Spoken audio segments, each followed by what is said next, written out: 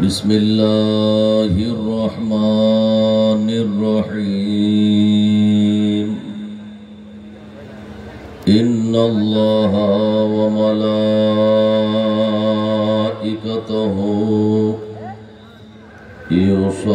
يصلون على النبي يا أيها الذين آمنوا صلوا عليه وسلموا تسليما اللهم صل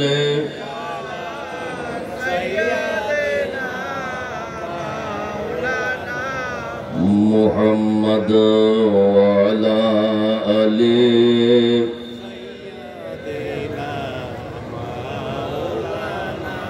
মজেছি তোমার প্রেমে আমি স্বর্গ সুখ চাহি না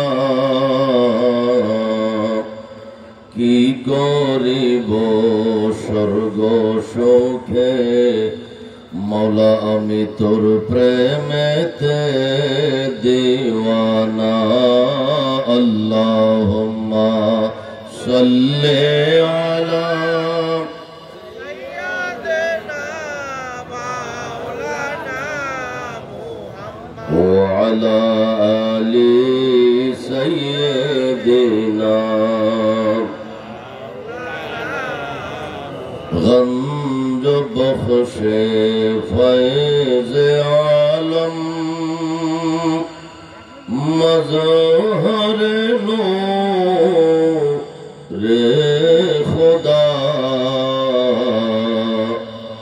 नाक़े सारा पीर कामिल कामिलारा रहनुमा अल्लाहुम्मा सल्ली अला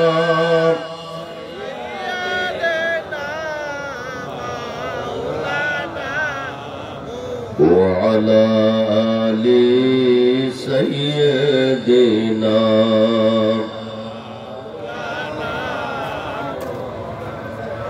بسم الله الرحمن الرحيم إن رحمة الله قريب من المحسنين صدق الله مولانا العظيم وصدق رسوله النبي الأمين الكريم مولاي صل وسلم وبارك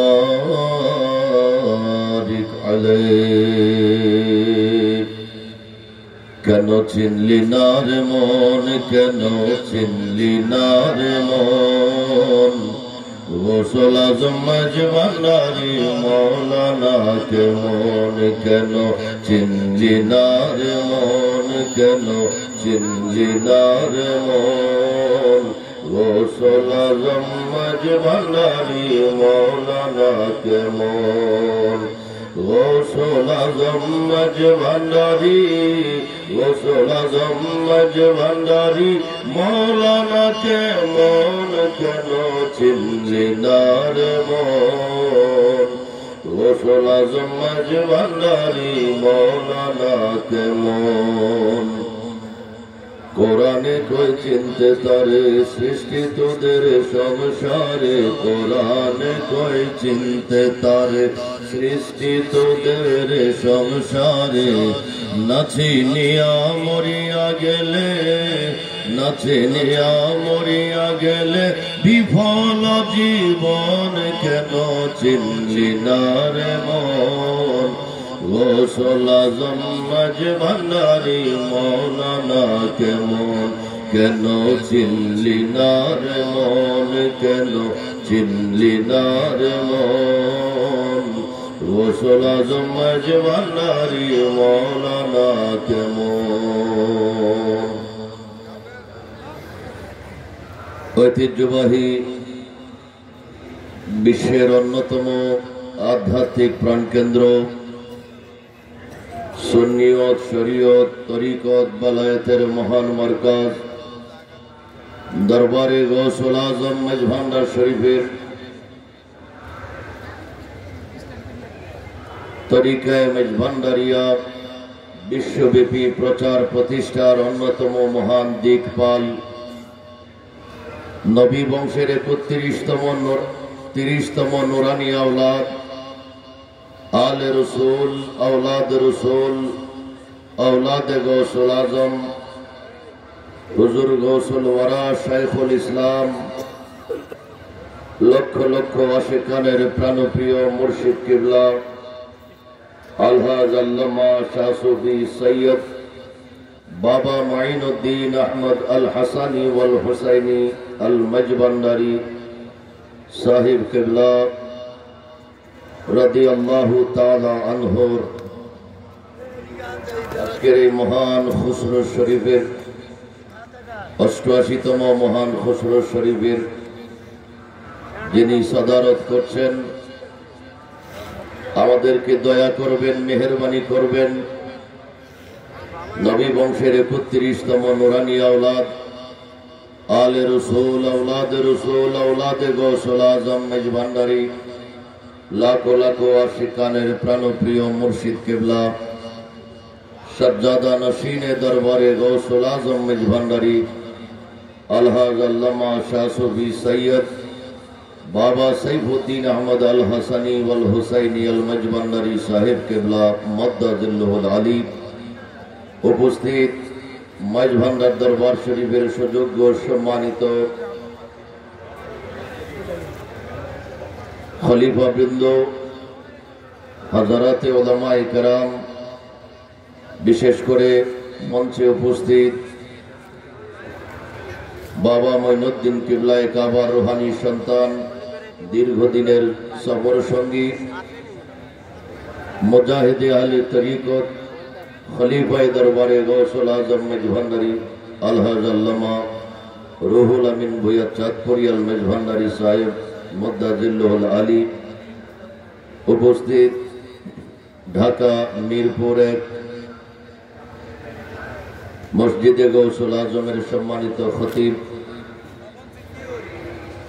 हजरतुल अल्लामा जनाब मौलाना मुफ्ती मकसूदुर रहमान मेजभांडारी साहेब सह दिगार हजराते उलामाए केराम दूर थेके निकट थेके आगत बांग्लादेशेर प्रत्यंत अंचल थेके जिला थेके थाना थेके ग्राम गंज थेके आगत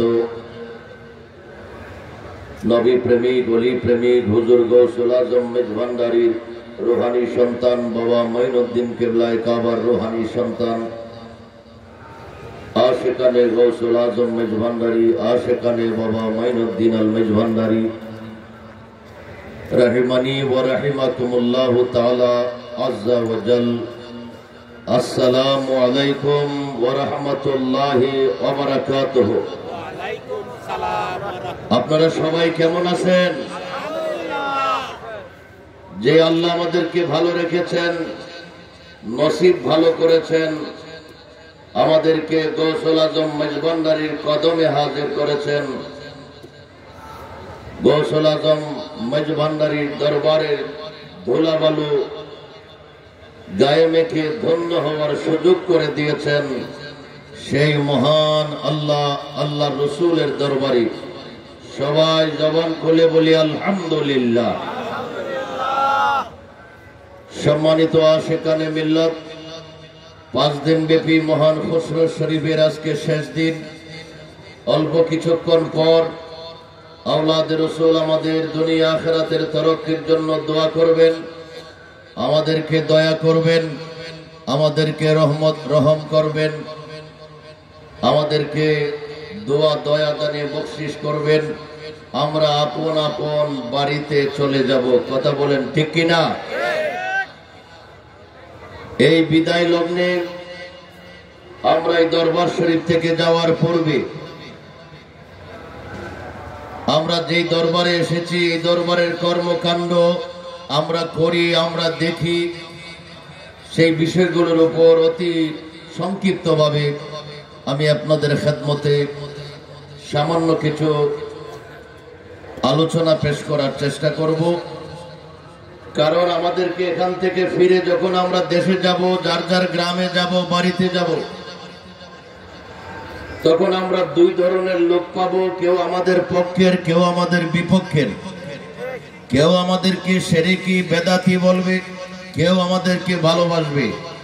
কথা বলেন ঠিক কিনা? যে তোমরা মাইজভান্ডার দরবার শরীফে যাও, সেখানে মাজারকে ভক্তি দাও, তোমরা সেখানে বাতি জ্বালাও, তোমরা সেখানে পীরকে কদম, পীরের পায়ে মাথা নত করো, তোমরা সেখানে ঢোল ডগর বাজাও। কথা বলেন ঠিক কিনা? তো এগুলা তো মাইজভান্ডার দরবার শরীফের নতুন কর্ম না, এগুলা তরিকায় মাইজভান্ডারিয়ার কাজও না, এগুলা দয়াল নবীর দরবারের কাজ। করুন না মারহাবা। এগুলা গৌসুল আজম মাইজভান্ডারি আবিষ্কার করে নাই, তরিকায় মাইজভান্ডারি আবিষ্কার করে নাই। গৌসুল আজম মাইজভান্ডারি আসছে 250 বছর আগে, আর গৌসে পাক আব্দুল কাদের জিলানী আসছে 1000 বছর আগে। করুন না মারহাবা। 1000 বছর আগে গৌসুল আজম আব্দুল কাদের জিলানী রাদিয়াল্লাহু তাআলা আনহু একটা কিতাব লিখেছেন, সিররুল আসরার। এটা আমার কাছে আছে, বর্তমানে বাংলাদেশে বাংলায় অনুবাদ হয়েছে, চট্টগ্রাম থেকে অনুবাদ হয়েছে। সিররুল আসরারের বাংলা পাওয়া যায়, আমাদের সুন্নি আলেমরা অনুবাদ করেছেন। এই সিররুল আসরার আরবি কিতাবের 120 পৃষ্ঠার মধ্যে হুজুর গৌসে পাক শাহেনশাহ বাগদাদ লিখেছেন, ইন্নাস সামা লিকাওমিন ফরদুন ওয়া লিকাওমিন সুন্নাতুন ওয়া লিকাওমিন বিদআতুন। গৌসে পাক লিখেছেন, নিশ্চয়ই সামা কারোর জন্য ফরজ, কারোর জন্য সুন্নত, কারোর জন্য নাজায়েজ। করুন না মারহাবা। সামা আধ্যাত্মিক গান বাজনা সকলের জন্য জায়েজ নাই। যার অন্তরে নবীর প্রেম নাই, হুব্বুল্লাহ আল্লাহর প্রেম নাই, হুব্বে মুস্তাফা নবীর প্রেম নাই, হুব্বে আউলিয়া ওলি আউলিয়ার প্রেম নাই, হুব্বে মুর্শিদ মুর্শিদের প্রেম নাই, তার জন্য সামা শোনা জায়েজ নাই। এজন্য গৌসে পাক 1000 বছর আগে সামা সম্পর্কে আলোচনা করেছেন, আর গৌসুল আজম মাইজভান্ডারির দরবারে সামা হইতেছে 200 বছর আগে। এটা মাইজভান্ডারি তরিকার আবিষ্কৃত জিনিস না, এটা আমার দয়াল নবীর তরিকার আবিষ্কৃত জিনিস। মারহাবা। তিরমিজি শরীফে পাবেন দ্বিতীয় খণ্ডে কিতাবুন নেকার মধ্যে হাদিসে পাক মা আয়েশা সিদ্দিকা রাদিয়াল্লাহু তাআলা আনহা থেকে হাদিসে পাক বর্ণিত। আন আয়েশা রাদিয়াল্লাহু তাআলা আনহা قالت قال رسول الله صلى الله عليه وسلم اعلنوا هذا النكاح واجعلوه في المساجد واضربوا عليه بالدفوف। বড় করে বলুন মারহাবা।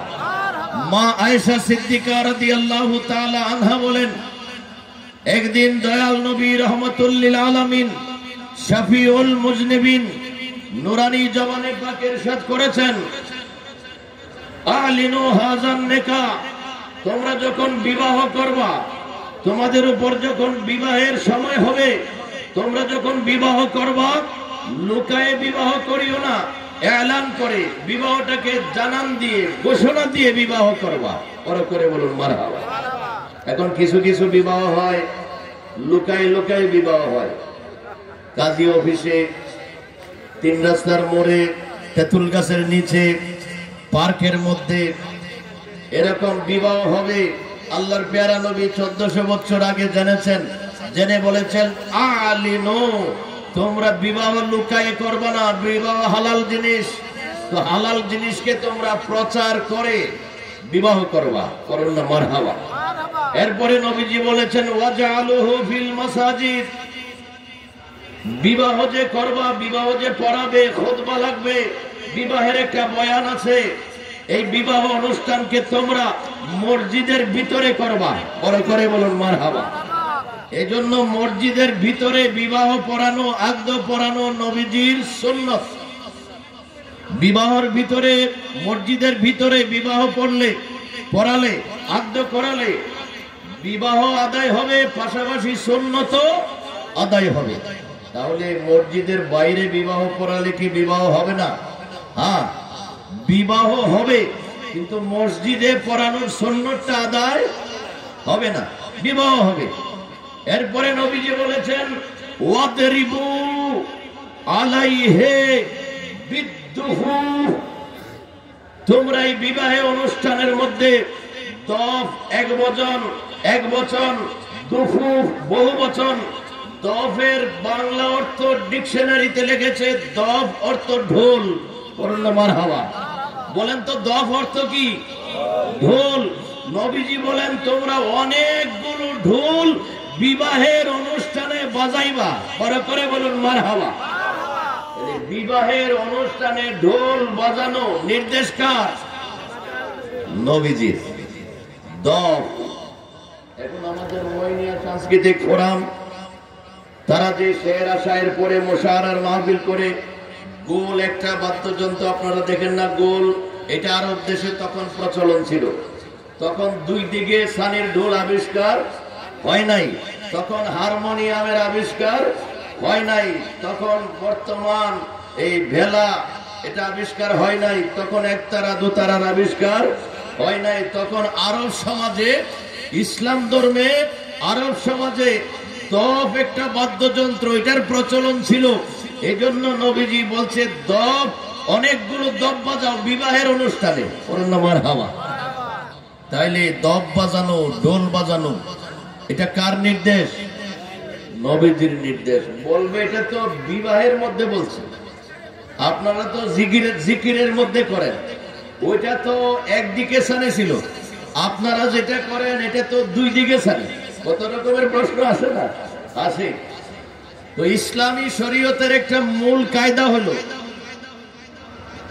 দুই দিকে হোক, চার দিকে হোক, আর 10 দিকে সানি হোক, নাম কি? বাদ্যযন্ত্র। নাম কি? বাদ্যযন্ত্র। তো দেখতে হবে ইসলামের শুরুতে কোন বাদ্যযন্ত্র ছিল কিনা, আছে কিনা। তাইলে আমরা সহিহ হাদিসে পাকে পাই, হ্যাঁ, ইসলামের শুরুতে তখন একটা বাদ্যযন্ত্র ছিল, সেটার নাম দফ ছিল, একদিকে সানি ছিল। এটা যদি তখন দুই দিকে সানি থাকতো, তখন দুই দিকের সানির কথাই নবীজি বলতো। তো কিছু কিছু কামেল আলেম আছে, আর কিছু কিছু নাকেস আলেম আছে, অর্থাৎ বালেগ আলেম, না বালেগ আলেম। তো যারা দফ, ঢোল, হারমোনিয়াম, দফ বাজানো জায়েজ, ঢোল বাজানো জায়েজ না, দফ বাজানো জায়েজ, হারমোনি বাজানো জায়েজ না, ইত্যাদি কত রকমের কথা বলে, তখন কথাই বুঝতে হবে যে উনি নাবালেগ আলেম। উনি কোন আলেম? নাবালেগ আলেম। এজন্য উনি দুফ, হারমোনিয়াম, ঢোলের মধ্যে পার্থক্য করতেছে। বর্তমানে private car, micro bus, train, plane, এগুলা চড়া জায়েজ নেই।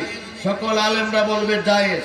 এটার দলিল কি? নবীর জামানায় তো নবীজি তো প্রাইভেট কারের কথা বলে নাই, মাইক্রোর কথাও বলে নাই, প্লেনের কথাও বলে নাই, রিক্সার কথাও বলে নাই, সাইকেলের কথাও বলে নাই, হুন্ডার কথাও বলে নাই, ঠেলা গাড়ির কথাও।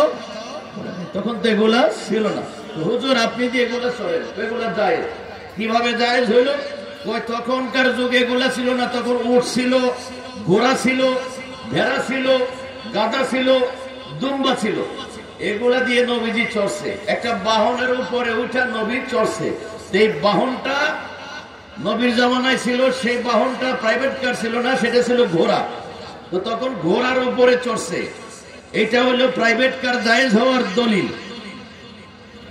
মাইক্রো জায়েজ হওয়ার দলিল। মাইক্রো একটা বাহন, চট্টগ্রাম থেকে ঢাকা নিয়ে যায়। উট, তখন উট একটা বাহন ছিল, মক্কা থেকে মদিনায় নিয়ে গেছে।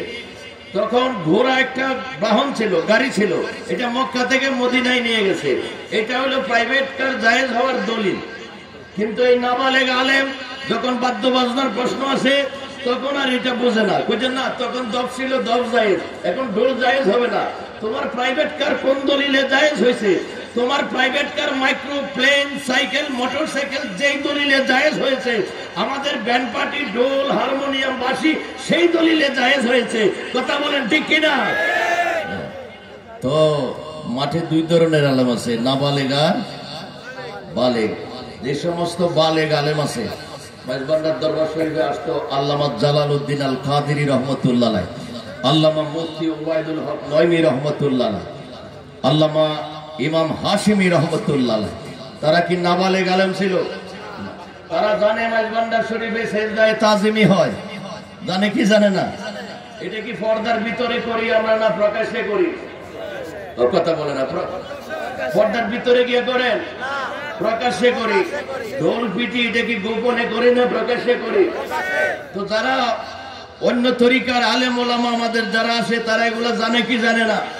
তো জানার পরেও যদি আসে তাইলে বোঝা যাবে তারাও এটার পক্ষে আছে। যদি না থাকতো তাইলে এই দরবারে আসতো? তারা এসে এই দরবারের মাঠে বলে এই দরবারের ধুলাবালু আমাদের মাথার তাজ। করুন না মারহাবা। এই দরবারের ধুলাবালু আমাদের মাথার তাজ। কারণ এই জমিনের মধ্যে হাঁটছে, হাঁটাহাঁটি করছে কে? গৌসুল আজম মাইজভান্ডারী। এই জমিনের মধ্যে হাঁটাহাঁটি করেছে গৌসুল আজম বাবা ভান্ডারী। তাদের কদম লেগেছে এই মাটিতে, তাদের কদমে পাক লেগেছে এই মাটির ধুলাতে। এই ধুলা যদি আমার সিনায় লাগে, এই ধুলা যদি আমার কপালে লাগে, আমার তকদির খুলতে দেরি হবে। আমরা তো এই জমিনটাকে চিনি না, মাইজভান্ডারের জমিনকে। আমরা এখনো জোতা নিয়ে ঘুরি মাইজভান্ডার জমিনে। আমার দাদা হুজুর কেবলাই দরবার শরীফের খলিফা ছিলেন, বাবা ভান্ডারী কেবলাই কাবার খলিফা ছিলেন। জীবনে কোনোদিন জুতা নিয়ে আসে নাই, কোনোদিন তোষকের উপরে ঘুমায় নাই, কোনোদিন বালিশ মাথায় দেয় নাই, কোনোদিন সাথে কোনো কিছু আনে নাই, কোনোদিন খাবার দাবারের কথা বলে নাই। আমাদেরকে বলে গেছেন এই দরবারের এরিয়া শুরু হওয়ার আগেই তোমরা যদি গাড়িতে থাকো গাড়ি থেকে নেমে যাবা, জুতা পায়ে থাকে জুতা ফেলে দিবা। এটা আদবের দরবার, আদবের জায়গা, আদবের মাটি। এই মাটিটাকে যত চুমাইবা ততই তোমার লাভ হবে। মারহাবা। তো তারা তৎকালীন সময়ে ওলি হয়েছে, গৌসুল আজম মাইজভান্ডারীর নজরে ওলি হয়েছে। তাদের মধ্যে কেমন আদব ছিল, তারা আদবের সাথে আসছে। আবার আমাদেরকে ওসিয়ত করে গেছে যে গৌসুল আজম মাইজভান্ডারীর কোন আওলাদের ঘরে যদি আজকে সন্তান হয়, এই সন্তানটার বয়স যদি 6 মাস হয়, তাকেও তাজিমি সিজদা করতে হবে। মারহাবা। তাকে ছোট ভাবা যাবে, ভাবতে হবে উনি কি বাবা ভান্ডারীর রক্ত, গৌসুল আজম আহমদুল্লাহ মাইজভান্ডারীর রক্ত। এটা তাদের রক্ত নয়, এটা দয়াল নবীর রক্ত মোবারক। সুতরাং সেটাকেও কি করতে হবে? সম্মান করতে হবে। এই জন্য আমরা এই দরবারে আসার আগে জুতা খুলে ফেলি। যত ঠান্ডাই হোক, যত পানি হোক, যত ময়লাই থাকুক, জুতা পায়ে দিয়ে হাঁটতে চাইলে বুক ধরপর করে, অন্তর ধরপর করে। কোন জমিনে জুতা নিয়ে হাঁটবো? এই জমিনে তো গৌসুল আজম মাইজভান্ডারী ঘুরেছেন। মারহাবা। তো এরকম ভাবে আদব করতেন। এই মাইজভান্ডার দরবার শরীফ আদবের দরবার, মাইজভান্ডার দরবার শরীফ প্রেমের দরবার, মাইজভান্ডার দরবার শরীফ ভালোবাসার দরবার, মাইজভান্ডার দরবার শরীফ সম্মানের দরবার। কথা বলেন ঠিক কিনা? মাইজভান্ডার দরবার শরীফ মানবতার দরবার, মাইজভান্ডার দরবার শরীফ মানুষের প্রেমের দরবার। তো এই দরবারের সাথে ইসলামকে মিলান।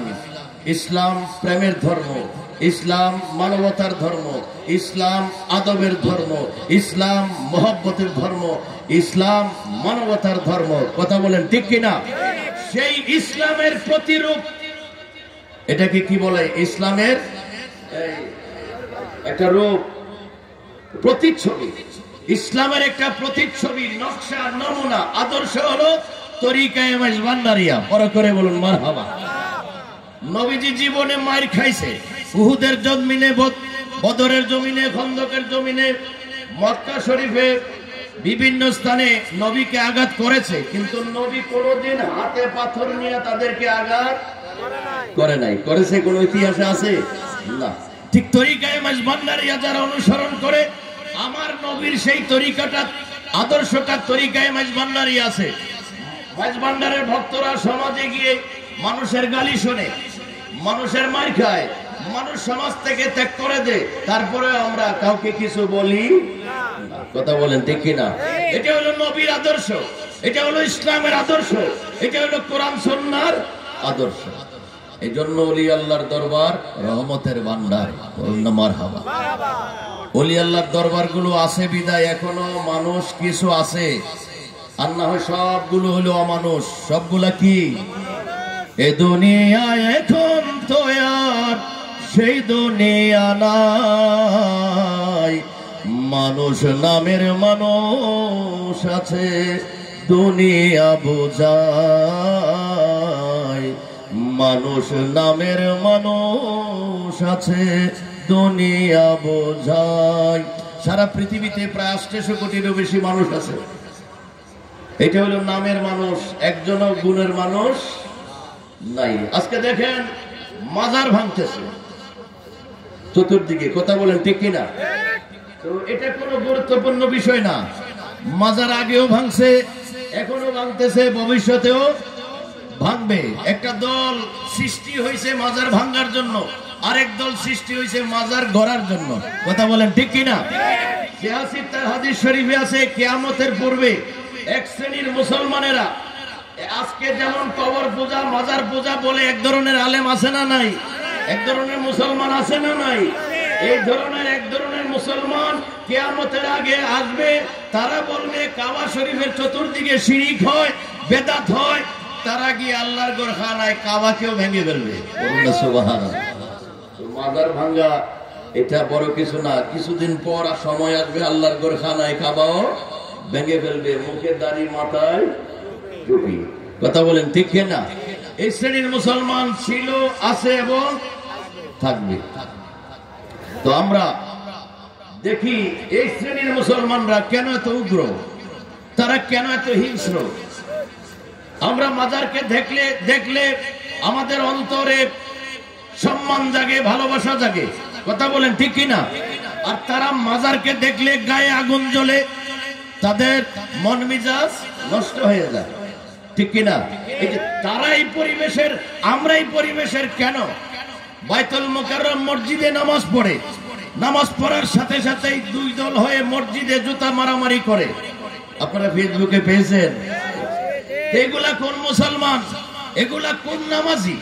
যেই নামাজিরা আল্লাহর ঘরে নামাজ পড়ে আবার আল্লাহর ঘরের ভিতরে জুতা মারামারি করে, তাদের অন্তরে আল্লাহর ভয় কোন জায়গায় তারা মারামারি করতেছে ওই জায়গাটার সম্মানও নাই। তারা কোন শ্রেণীর মুসলমান? কিশোর ময়মনসিংহ জেলার একটা দরবার, মুর্শিদপুর দরবার শরীফ, সেখানে দাড়িওয়ালা টুপিওয়ালা ইমাম হুজুর মুসল্লি গিয়ে গরু চুরি করে, ডেকডেকসি চুরি করে, হাঁস মুরগি চুরি করে, গরু ছাগল চুরি করে, মসজিদে আগুন লাগায়, কোরআন শরীফ পোড়ায় ফেলে, জায়নামাজ পোড়ায় ফেলে, কথা বলেন ঠিক কিনা? তারা কোন মানুষ, তারা কোন মুসলমান, তারা কেন এরকম আচরণ করে? তো জবাব আসে ইন্না রাহমাতাল্লাহি করিবুম মিনাল মুহসিনিন। আল্লাহ বলছেন আল্লাহর শান্তি, আল্লাহর রহমত হলো ওলি আল্লাহর দরবারে। সুবহানাল্লাহ। তো যেই কর্মগুলা তারা করে, যেই কর্মের মানুষগুলা করে, এই মানুষগুলো আল্লাহর ওলি পছন্দ করে না, ওলি আল্লাহর দরবারের সাথে তাদের সম্পর্ক নাই। যেই জায়গায় শান্তি, শান্তির জায়গার সাথে তাদের সম্পর্ক নাই, এজন্য তারা মানুষগুলা অশান্ত মানুষ, কাজও করে অশান্তির কাজ, কথা বলেন ঠিক কিনা? এজন্য আল্লাহ কোরআনে বলতে পারতো ইন্না রাহমাতাল্লাহি করিবুম মিনাল মাসাজিদ, নিশ্চয়ই আল্লাহর রহমত মসজিদের মধ্যে আছে। এই কথা আল্লাহ বলতে পারতেন না? বলতে পারতেন, কিন্তু 30 পারা কোরআনে কোথাও নাই যে আল্লাহর রহমত মসজিদে আছে। কারণ আল্লাহ জানে মসজিদে সেও আসবে, আমিও যাব, আপনিও যাবেন। যে মাজার ভাঙবে সেও মসজিদে গিয়ে নামাজ পড়বে, আর যে মাজার সম্মান করবে সেও গিয়ে নামাজ পড়বে। এই জন্য এটাকে শান্তির ঘোষণা দেয় নাই আল্লাহ। আল্লাহ আলাদা করেছেন না, তোমরা আলাদা তারা আলাদা। আমরা কারা? ইন্না রাহমাতাল্লাহি করিবুম মিনাল মুহসিনিন। তোমাদের সম্পর্ক হবে মেজবান্ডার দরবারের সাথে, তোমাদের সম্পর্ক হবে গৌসুল আজমের সাথে, তোমাদের সম্পর্ক হবে মাজারের সাথে। এজন্য তোমরা শান্তিপ্রিয় মানুষ, তোমাদের দ্বারা কোনো অশান্তির কাজ দেশে সমাজে হবে।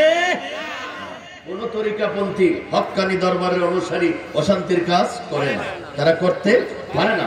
মারামারি কাটাকাটি হানাহানি করতে পারে না। আপনারা দেখেছেন কিছুদিন আগে ঢাকার একটা জায়গায় সারা দেশের থেকে কিছু কিছু মানুষের জমায়েত হয়, সেই জমায়েতের নাম হলো তবলিগ, এই বিশ্ব ইজতেমা। বিশ্ব ইজতেমার মধ্যে লাখ লাখ মানুষ হয়েছে। দেখলাম যে তারা দুইটা দল হয়ে একজন আরেকজনের উপরে মারামারি করতেছে, মারামারি করতে করতে 6, 7, 8 জনকে মেরে ফেলছে। কথা বলেন ঠিক কিনা? তারা কোন মানুষ? তারা কোন নামাজি? তারা কোন দাড়িওয়ালা? তারা কোন টুপিওয়ালা? আর আমরা কোন নামাজি? আমরা কোন দাড়িওয়ালা? আমরা কোন টুপিওয়ালা? এত লক্ষ মানুষ মাঝ ভান্ডারে আসছে, একজনের গায়ে আরেকজনের একটা হাতও লাগাই নাই। তারা কোন মুসলমান? মাত্র টঙ্গীর জায়গাটা দেওয়া হয়েছে, সামান্য একটু জায়গা, এই জায়গাটা নিয়ে তারা 7-8 জন মেরে ফেলছে। তাদের হাতে যদি সারা বাংলাদেশের দায়িত্ব দেওয়া হয়, দেশ পরিচালনা করার দায়িত্ব দেওয়া হয়, তাইলে তো আমরা বুঝবো বাংলাদেশে আর তারা মানুষ রাখবে। সামান্য একটা জায়গা নিয়ে যারা মারামারি করে, তাদের হাতে দেশের দায়িত্ব দেওয়া যাবে? দেওয়া যাবে? আরো কিছু দায়িত্ব নেওয়ার জন্য ঘুরতেছে, তাদেরকে আমরা দেখি তারা সময় সুযোগে মানুষের পায়ের রগ কেটে দেয়, হাতের রগ কেটে দেয়, আছে না নাই? তাদেরকে বলা হয় রক্ষাটনির দল, রক্ষাটনি জামাত। তো তাদের হাতেও যদি দেশ তুলে দেন, দেখবেন মাজার থাকবে না, মানুষ মেরে ফেলবে, কেটে ফেলবে, হত্যা করবে, যেটা ইসলাম পছন্দ করে না। ইসলামের পূর্ণাঙ্গ রূপ এখন পাবেন কোথায়? ওলি আউলিয়ার দরবারে। কথা বলেন ঠিক কিনা? এজন্য গায়কে লিখেছেন, শোনো ও মোনা, মসজিদ গড়ে আল্লাহ থাকে না। ঠিক কিনা? মক্কায় আল্লাহ থাকে না, কাবা করে আল্লাহ থাকে না। যদি কাবা করে আল্লাহ থাকতো, হাজিরা যারা কাবা করে যায় কোনদিন আর বাংলাদেশে ফিরে আসতো না। তো আল্লাহ থাকে কোথায়? আল্লাহকে পাবে কোথায়? তো কলবে মুমিন আর সে আল্লাহ, কলবে মুমিন আর সে আল্লাহ, এই তো আল্লাহর ঠিকানা। মসজিদে গড়ে আল্লাহ থাকে না, ভবের মাওলানা। মসজিদে গড়ে আল্লাহ থাকে না। বলুন না মারহাবা। আল্লাহর 2টা বাড়ি আছে, আওয়াজ দিয়ে বলেন কয়টা বাড়ি? একটা হলো মক্কা শরীফে, সৌদি আরবের মক্কা শহরে বাইতুল্লাহ বলা হয়। বলেন তো, সৌদি আরবের মক্কা শহরে যে বাইতুল্লাহ, আল্লাহর ঘর কে বানাইছে? ওই উনি বলে আল্লাহ বানাইছে। দেখছেন, আল্লাহ আইছে, আইয়া পাথর করে পাথর তুলছে, তুললা কাবা ঘর বানাইছে। ইব্রাহিম আলাইহিস সালাম। সৌদি আরবে মক্কা নগরে আল্লাহর ঘর কে বানাইছে? বন্দায়। ওই বন্দার নাম কি? হযরত ইব্রাহিম আলাইহিস সালাম, ইব্রাহিম খলিলুল্লাহ। তো আল্লাহ বলেন, আমি তো আমার বন্দার বানানোর ঘরে থাকতে পারি না, আমার জায়গাও হয় না। যে ঘর বানাইছে ওটা আমার জায়গা হয় না, হাদিসে কুদসির মধ্যে এসেছে। তো আল্লাহ আপনার জায়গা হয় কোথায়? আপনার ঘর কোথায়? তো আমার নিজ হাতে আমি একটা ঘর বানাইছি। বলুন না মারহাবা। তো আমি আমার হাতে বানানো ঘরে থাকি। আল্লাহ আপনার বানানো ঘর কোনটা? হাদিসে কুদসিতে বলছে, লা ইয়াসআনি ফিল আরদি ওয়ালা ফিস সামা ওয়ালাকিন ইয়াসআনি ফি কলবিল মুমিন। তো আমি আমার হাতে আমার মুমিন বান্দার ভিতরে একটা ঘর বানাইছি, ওই ঘরে আমি আল্লাহ থাকি। বলুন সুবহানাল্লাহ। এজন্য তরিকতের কিবলা হইল পীর মুর্শিদ, শরীয়তের কিবলা হইল কাবা শরীফ। তরিকতের কিবলা হইল পীর মুর্শিদ। পীর মুর্শিদের কলব, এটা কার ঘর? আল্লাহর ঘর। সেখানে 24 ঘন্টা আল্লাহ বিরাজমান। করুন সুবহানাল্লাহ। এজন্য মাওলানা রুমি রহমাতুল্লাহ আলাইহি বলেছেন, ঘর তো খাই হাম নিশিনি বা খুদা গু নিশিনি দর হুজুরে আউলিয়া। এই পাগল বান্দা, তুই যে আমারে খোঁজস, আমি আল্লাহর সান্নিধ্যে আসতে চাস, আমি আল্লাহর সামনে বসতে চাস, আমি তো তোর সামনেই। তোর সমাজে একজন ওলি আল্লাহ খোঁজ, খুঁজে বের কর। ওই ওলি আল্লাহর সামনে বসা আমি আল্লাহর সামনে বসার সমান। মাওলানা রুমি রহমাতুল্লাহ আলাইহি যে কিতাবটাকে ফার্সি ভাষার কোরআন বলা হয়, মসনবী শরীফ, লিখেছেন যে ওলি আল্লাহর সামনে বসা মানে আল্লাহর সামনে বসা। সুবহানাল্লাহ। ওলি আল্লাহর দরবার মানে আল্লাহর দরবার। মারহাবা বলে। এজন্য ওই মানুষগুলো উচ্ছৃঙ্খল, ওই মানুষগুলো সময়ে সময়ে মাজার ভাঙতে চায়, ওই মানুষগুলো সময়ে সময়ে দরবারের উপর, আস্তানার উপর আঘাত হানে, সময় সময় কবর পূজা বলে, মাজার পূজা বলে, বেদাত শিরিক শিরিক বলে। কথা বলেন ঠিক কিনা? তো এই মানুষগুলাকে আমরা কোরআনের আলোকে চিনি, তাদের সাথে রহমতের সম্পর্ক নাই। তাদের সাথে নবীর আদর্শের সম্পর্ক নাই, তাদের সাথে সাহাবায়ে কেরামের আদর্শের সম্পর্ক নাই। আল্লাহর রহমত, আল্লাহর শান্তি, নবীর আদর্শ, নবীর প্রতিচ্ছবি হলো নায়েবে নবী, আওলাদে নবীর দরবার। কথা বলেন ঠিক কিনা? এজন্য ওলি আল্লাহর দরবারগুলো, মাজারগুলো যদি না থাকতো, এদেশে মদিনার ইসলাম, কারবালার ইসলাম থাকতো। এই মাজারাতগুলো, দরবারগুলো থাকার কারণে আমরা এখনো মদিনার ইসলামের গ্রাণ পাই, এখনো কারবালার ইসলামের গ্রাণ পাই। এজন্য তারা মদিনার ইসলাম, কারবালার ইসলামকে ধ্বংস করার জন্য তারা মাজার ভাঙ্গার, দরবার ভাঙ্গার কি নিয়েছে, মিশন চালু করেছে। এগুলা যদি ভাঙতে পারে তাহলে মদিনার ইসলাম, কারবালার ইসলাম কি হয়ে যাবে, ধ্বংস হয়ে যাবে।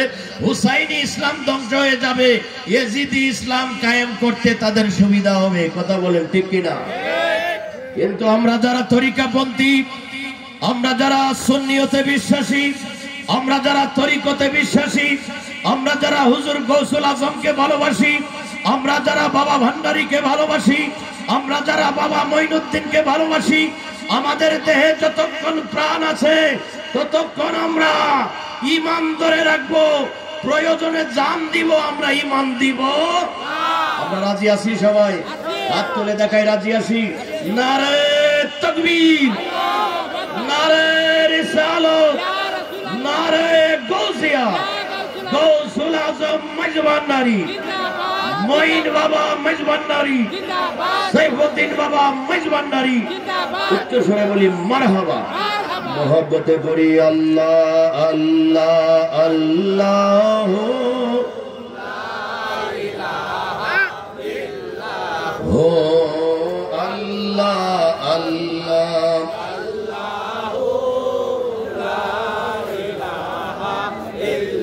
গুনাহগারের গোনা ঝরে নবী দরুদে আপনার, লাখ লাখ সালাম জানাই কদমে আপনার নবীজি। আল্লাহ আল্লাহ,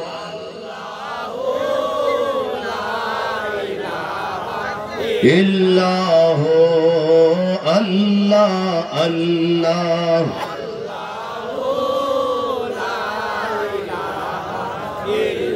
উচ্চ সুরে বলি মারহাবা। অনেকে বলেন মজভান্ডারীরা মাজারে সেজদা করে, আমরা মাজারে গিয়ে মাথা নত করে মাজারকে সম্মান করি। কথা বলেন ঠিক কিনা? মাজারকে কেউ সেজদা করে না, মাজারকে ভক্তি করে, সম্মান করে। বলুন না সুবহানাল্লাহ। হাদিসের জগতে একটা প্রসিদ্ধ হাদিস গ্রন্থ আছে, ইমাম আহমদ ইবনে হাম্বল রাদিয়াল্লাহু তাআলা আনহুর মুসনাদে ইমাম আহমদ ইবনে হাম্বল 5 খণ্ড বিশিষ্ট হাদিসের কিতাব, কয়েক হাজার হাদিস শরীফ এই কিতাবটার মধ্যে উনি সন্নিবেশিত করেছেন। এটার মধ্যে 5ম খণ্ডে একটা হাদিসে পাক উনি উল্লেখ করেছেন, ওয়াদা জাবহাহু আলা কবরিন নবী সাল্লাল্লাহু আলাইহি ওয়াসাল্লাম। যে একজন সাহাবী, এই সাহাবী রাসূল ছিল জলিলুল কদর সাহাবী, সাহাবীদের জগতে একজন মশহুর মুরব্বী সাহাবী। এই সাহাবীর বাড়িতে মদিনা শরীফে হিজরত করে নবীজি প্রথম তার ঘরে উঠেছিলেন। বলুন না মারহাবা। ওই সাহাবীর নাম হলো হযরতে আবু আইয়ুব আনসারী রাদিয়াল্লাহু তাআলা আনহু। মদিনাবাসী যখন সবাই আবদার জানালো যে নবীজি ইয়া রাসূলুল্লাহ আমার ঘরে আসেন, আরেকজন সাহাবী বলে আমার ঘরে আসেন, আরেকজন বলে নবীজি আমার ঘরে আসেন, আমার ঘরটাকে ধন্য করেন। তখন নবীজি কয়জনের ঘরে যাবে? তখন নবীজি বলছেন আমি কারোর ঘরে যাব না, আমার এই উট সে তো নির্বোধ, সে তো বোঝে না, কিছু কথাবার্তা বলতে পারে না, তোমরা কি বলতেছো সেটাও সে বোঝে না। আমার এই উটটা যার ঘরে যাবে আমি তার ঘরে যাব। তখন দেখা যায় উটটা হাঁটতে হাঁটতে হাঁটতে হাঁটতে হাঁটতে হাঁটতে একজন সাহাবীর ঘরে গিয়েছে। ওই সাহাবীর নাম হলো হযরতে আবু আইয়ুব আনসারী। তো সব সাহাবীরা বরকত নিতে চেয়েছে। আপনারা জানেন আমাদের মেজবান্ডার দরবার শরীফে মাজার গোসল হয়, হয় কিনা? এই গোসল শরীফের পানি বর্তমান সেখানরা নিয়ত মান্নত করে নিয়ে যায়। কথা বলেন হয় কি না? তো বলবে তোমরা এই মাজার দোয়ার সিস্টেম পাইলে কই? মাজার দুইয়া পানি খেলে কি হয়? এটা তো ওনার শরীর না, এটা তো পাক্কা পাথর ঢালাই, এটাতে পানি ঢাললা তোমরা এটাকে নিয়ত করে রহমত বরকত হিসেবে পালন করো, এটা পাইলে কই? এই ধরনের কাজকর্ম আমাদের তরিকায় মেজবান্ডারিয়া আছে না নাই? এগুলো তারা দেখে বিভিন্ন রকমের মন্তব্য করে। আমরা আগেই বলেছি কিছু আছে না নাবালেগ আলেম, কিছু আছে বালেগ। আমাদের আহলে সুন্নাত ওয়াল জামাতের একজন ইমাম, প্রসিদ্ধ ইমাম, হিন্দুস্তানে যার বাড়ি, তিনি একজন মুজাদ্দিদ ছিলেন। তৎসময়ে ওহাবীদের বিরুদ্ধে উনি প্রায় 1500 কিতাব লিখেছেন আকীদার উপর, বিভিন্ন বিষয়ের উপর। ওনার লক্ষ্য হলো আলা হযরত ইমাম আহমদ রেজা খান ফাজলে বেরলভী রাহমাতুল্লাহ আলাইহি। উনি একটা কোরআন শরীফের অনুবাদ গ্রন্থ লিখেছেন, ওটার নাম হলো কানজুল ঈমান। ওই কানজুল ঈমান আমাদের চট্টগ্রামে, কুমিল্লায়, বাংলাদেশে পাওয়া যায়, বাংলা অনুবাদ হয়েছে। এই কানজুল ঈমানের সূরা ইউসুফের ব্যাখ্যায় তাফসীরের মধ্যে লিখেছেন, ইউসুফ আলাইহিস সালাম যখন ইন্তেকাল হয়েছে তখন মিশরবাসীরা ওনাকে কোথায় দাফন করবে?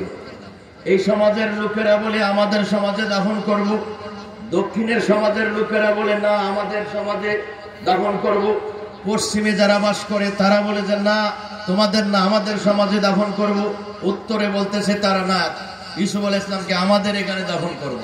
যখন একটা 4টা সমাজের মধ্যে সমস্যা শুরু হয়েছে ইউসুফ নবীকে নিয়ে, তখন একটা বৈঠক বসছে। ওই কানজুল ঈমানের যে হাসিয়া তাফসীরের মধ্যে পাবেন, ওখানে লিখেছে, সমাধান করেছেন একটা সবাই বসে। কি সমাধান? ওই ইউসুফ আলাইহিস সালামের দেহ মোবারক একটা কফিনের মধ্যে ঢুকায়ে আমরা নীল নদীর ভিতরে দাফন করব। এই নদীর পানি ইউসুফ আলাইহিস সালামের এই কফিনের উপর দিয়ে আসা যাওয়া করবে, আর আমরা 4 সমাজের মানুষ নীল নদের পানি নিয়ে বরকত হাসিল করব। সুবহানাল্লাহ। ইউসুফ আলাইহিস সালামের দেহের উপরে যে কফিন, এই কফিনের উপরে পানি আসা যাওয়া করবে। তারা বলতেছে ইউসুফ আলাইহিস সালামের বরকত এই পানির মধ্যে আসবে, এই পানিটা আমরা সবাই নিয়ে পান করব। মারহাবা।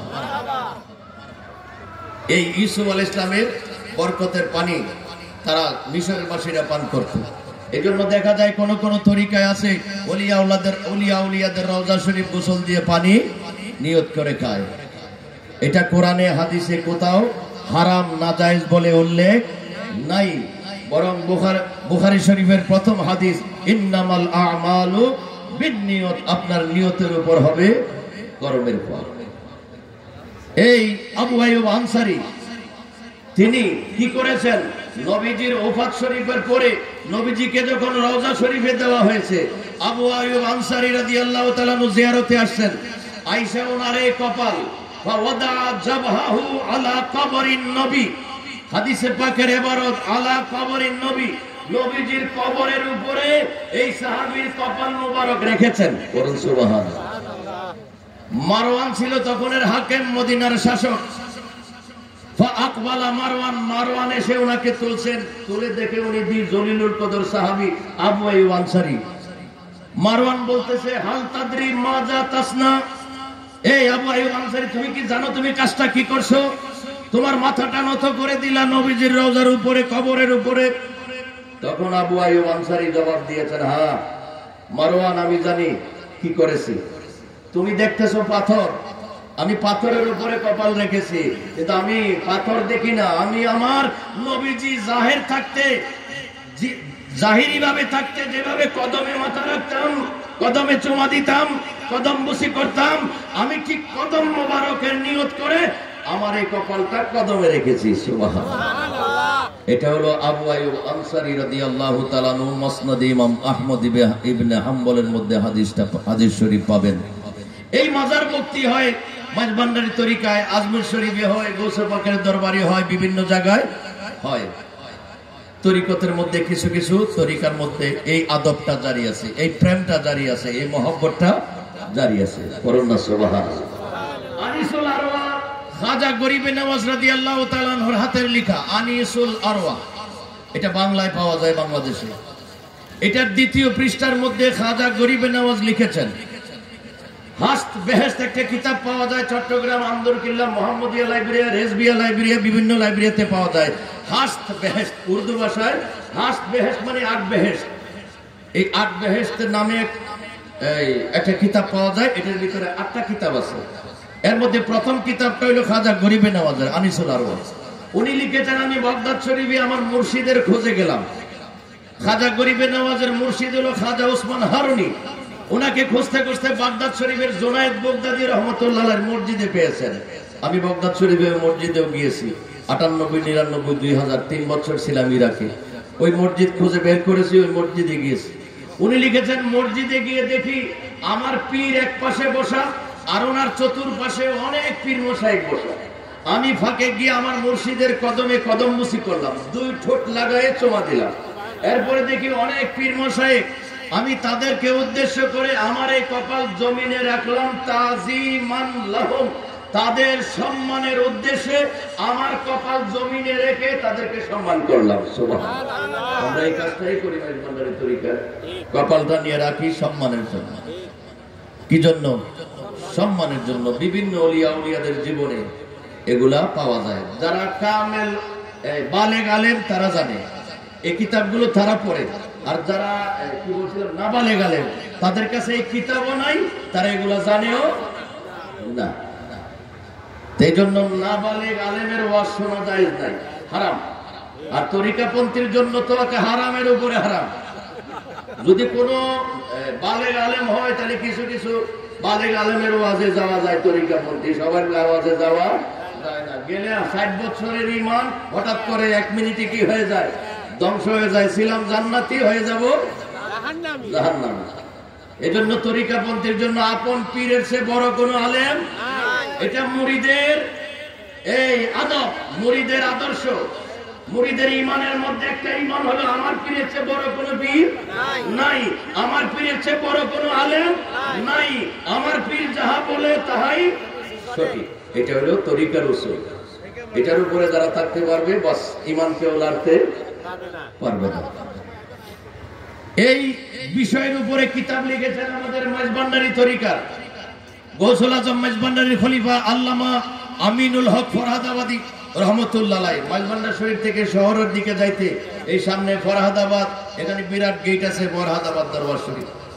এই আমিনুল হক ফরহাদাবাদী যখন হাটাজারি মাদ্রাসার তখনকার বড় হুজুর মুফতি ফয়জুল্লাহ মিলাদের বিরুদ্ধে, দুরুদের বিরুদ্ধে, ফাতিহার বিরুদ্ধে, উরুসের বিরুদ্ধে, জিয়ারতের বিরুদ্ধে, মাজারের বিরুদ্ধে, তারপরে আপনার ওয়াজ করে টাকা নেওয়ার বিরুদ্ধে, ইমামতি করে টাকা নেওয়ার বিরুদ্ধে যখন ফতোয়া লিখেছে, এই ফতোয়াটার জবাব তৎকালীন সময়ে কেউ লিখে নাই, কেউ লিখতেছে না। এই সুন্নি জামাতের পক্ষ থেকে তরিকায়ে মেজবান্ডারিয়ার অনুসারী হুজুর গৌসুল আজম মেজবান্ডারি খলিফা আমিনুল হক ফরহাদাবাদী শাওয়াহিদুল ইফতিলাত একটা কিতাব লিখে হাটাজারি মাদ্রাসার মুফতি ফয়জুল্লাহর কিতাবের বিরুদ্ধে জবাব দিয়েছে সুন্নি জামাতের পক্ষে আমাদের মেজবান্ডারি আলেম। বড় করে বলুন মারহাবা। এজন্য বলি সুন্নিয়তের প্রাণ মেজবান্ডার শরীফ। এই দরবারের আগে সুন্নিয়তের খেদমত কেউ, তখন ইমাম শেরে বাংলা ছিল নাবালেগ, এখনো বালেগ হয়। তখন সুন্নিয়তের পক্ষে প্রথম যিনি কিতাব লিখেছেন উনি আমিনুল হক ফরহাদাবাদী মেজবান্ডারি। পড়ুন মারহাবা। আজকে মেজবান্ডারি ভালো লাগে না, আজকে মেজবান্ডারি ভালো লাগে না। মেজবান্ডারি প্রথম কলম ধরেছে সুন্নিয়তের পক্ষে বাংলাদেশে তৎকালীন সময়ে। আর কোনো ব্যাটার কি ছিল না, হ্যাটাম ছিল না তখন। এখন মেজবান্ডারির বিরুদ্ধে কত কিছুই বলে, এখানে এই চলে সেই চলে সেই চলে, কত কিছু চলে। নজর পাল্লায় আইসো, মক্কা শরীফ দিয়া নজর নিয়ে যাইতে পারবে না। নজর নিয়ে গেলে কি হবে না, এই চোখ নিয়ে গেলে হজ। মক্কা শরীফে দেখবে এখানে পুরুষ হাঁটতেছে, পুরুষের পিছনে মহিলা, মহিলার পিছনে পুরুষ, এই ডান পাশে মহিলা, বাম পাশে পুরুষ। মক্কা শরীফ গিয়ে দেখবে। আর যদি বলতে হ্যাঁ এখানে নারী, এখানে পুরুষ, তাহলে তোমার আর হজ হবে না। এটা নারী পুরুষের দেখার ঊর্ধ্বের জায়গা। এখানে এই চোখ নিয়ে গেলে তোমার হজ আদায় হবে না। তুমি এই নারীর পিছনে তোমার চোখ দূরবে, খালি নারী নারী নারী। তো মেজবান্ডার শরীফে দেখেন, এখানে দেখেন জায়গা আছে কোথাও, তেমন বিশাল কোনো জায়গা নাই যে মহিলাগুলোকে এক মাঠে দিবে, পুরুষগুলোকে আরেক মাঠে দিবে। এখানে দরবার একটা আওলাদ হইলো 100, তো একটা দরবার 100 ভাগ হয়েছে। 100 ভাগ হইয়া ওনার মুড়ি দিল 500, জায়গা দিতে পারবে 100, বাকি 400 কোথায় কি করবে? তো এই দরবারটা হলো ওই রকম একটা ভিন্ন দরবার। এখানে জায়গার সমস্যা, এখানে শৃঙ্খলা করার সমস্যা, কারণ লক্ষ লক্ষ মানুষ আসে।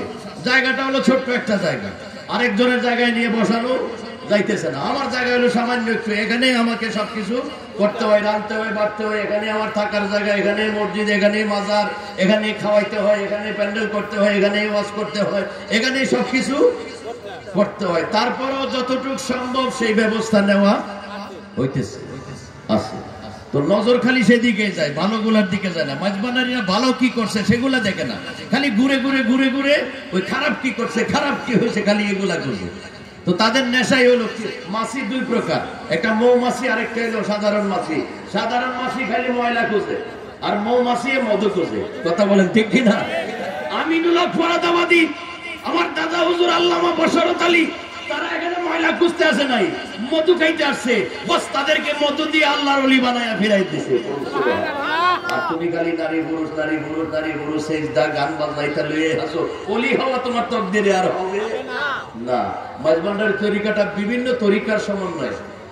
এখানে এই তরিকাটা আপনার সরোয়ার দিয়া তরিকা আছে, এখানে মৌলবিয়া তরিকা আছে, মৌলবিয়া তরিকার কাজ আছে, নকশবন্দিয়ার কাজ আছে, মোজাদ্দেদিয়া কাদেরিয়ার কাজ আছে, তারপরে মাইজভান্ডারি তরিকার কাজ আছে। বিভিন্ন তরিকার কাজ এক জায়গায় হয়ে একটা তরিকা হয়েছে, ওটার নাম হলো তরিকায়ে মাইজভান্ডারিয়া। এজন্য এখানে নামাজও হয়, মিলাদও হয়, দুরুদও হয়, সালামও হয়, ওয়াজও হয়, তারপরে এতেকাবও হয়, সালাতুত তাসবিহ হয়, তারপর তাহাজ্জুদের নামাজও হয়, জিকির আজকারও হয়, সবকিছুই হয়। বিভিন্ন তরিকার সমাহারের কাজ।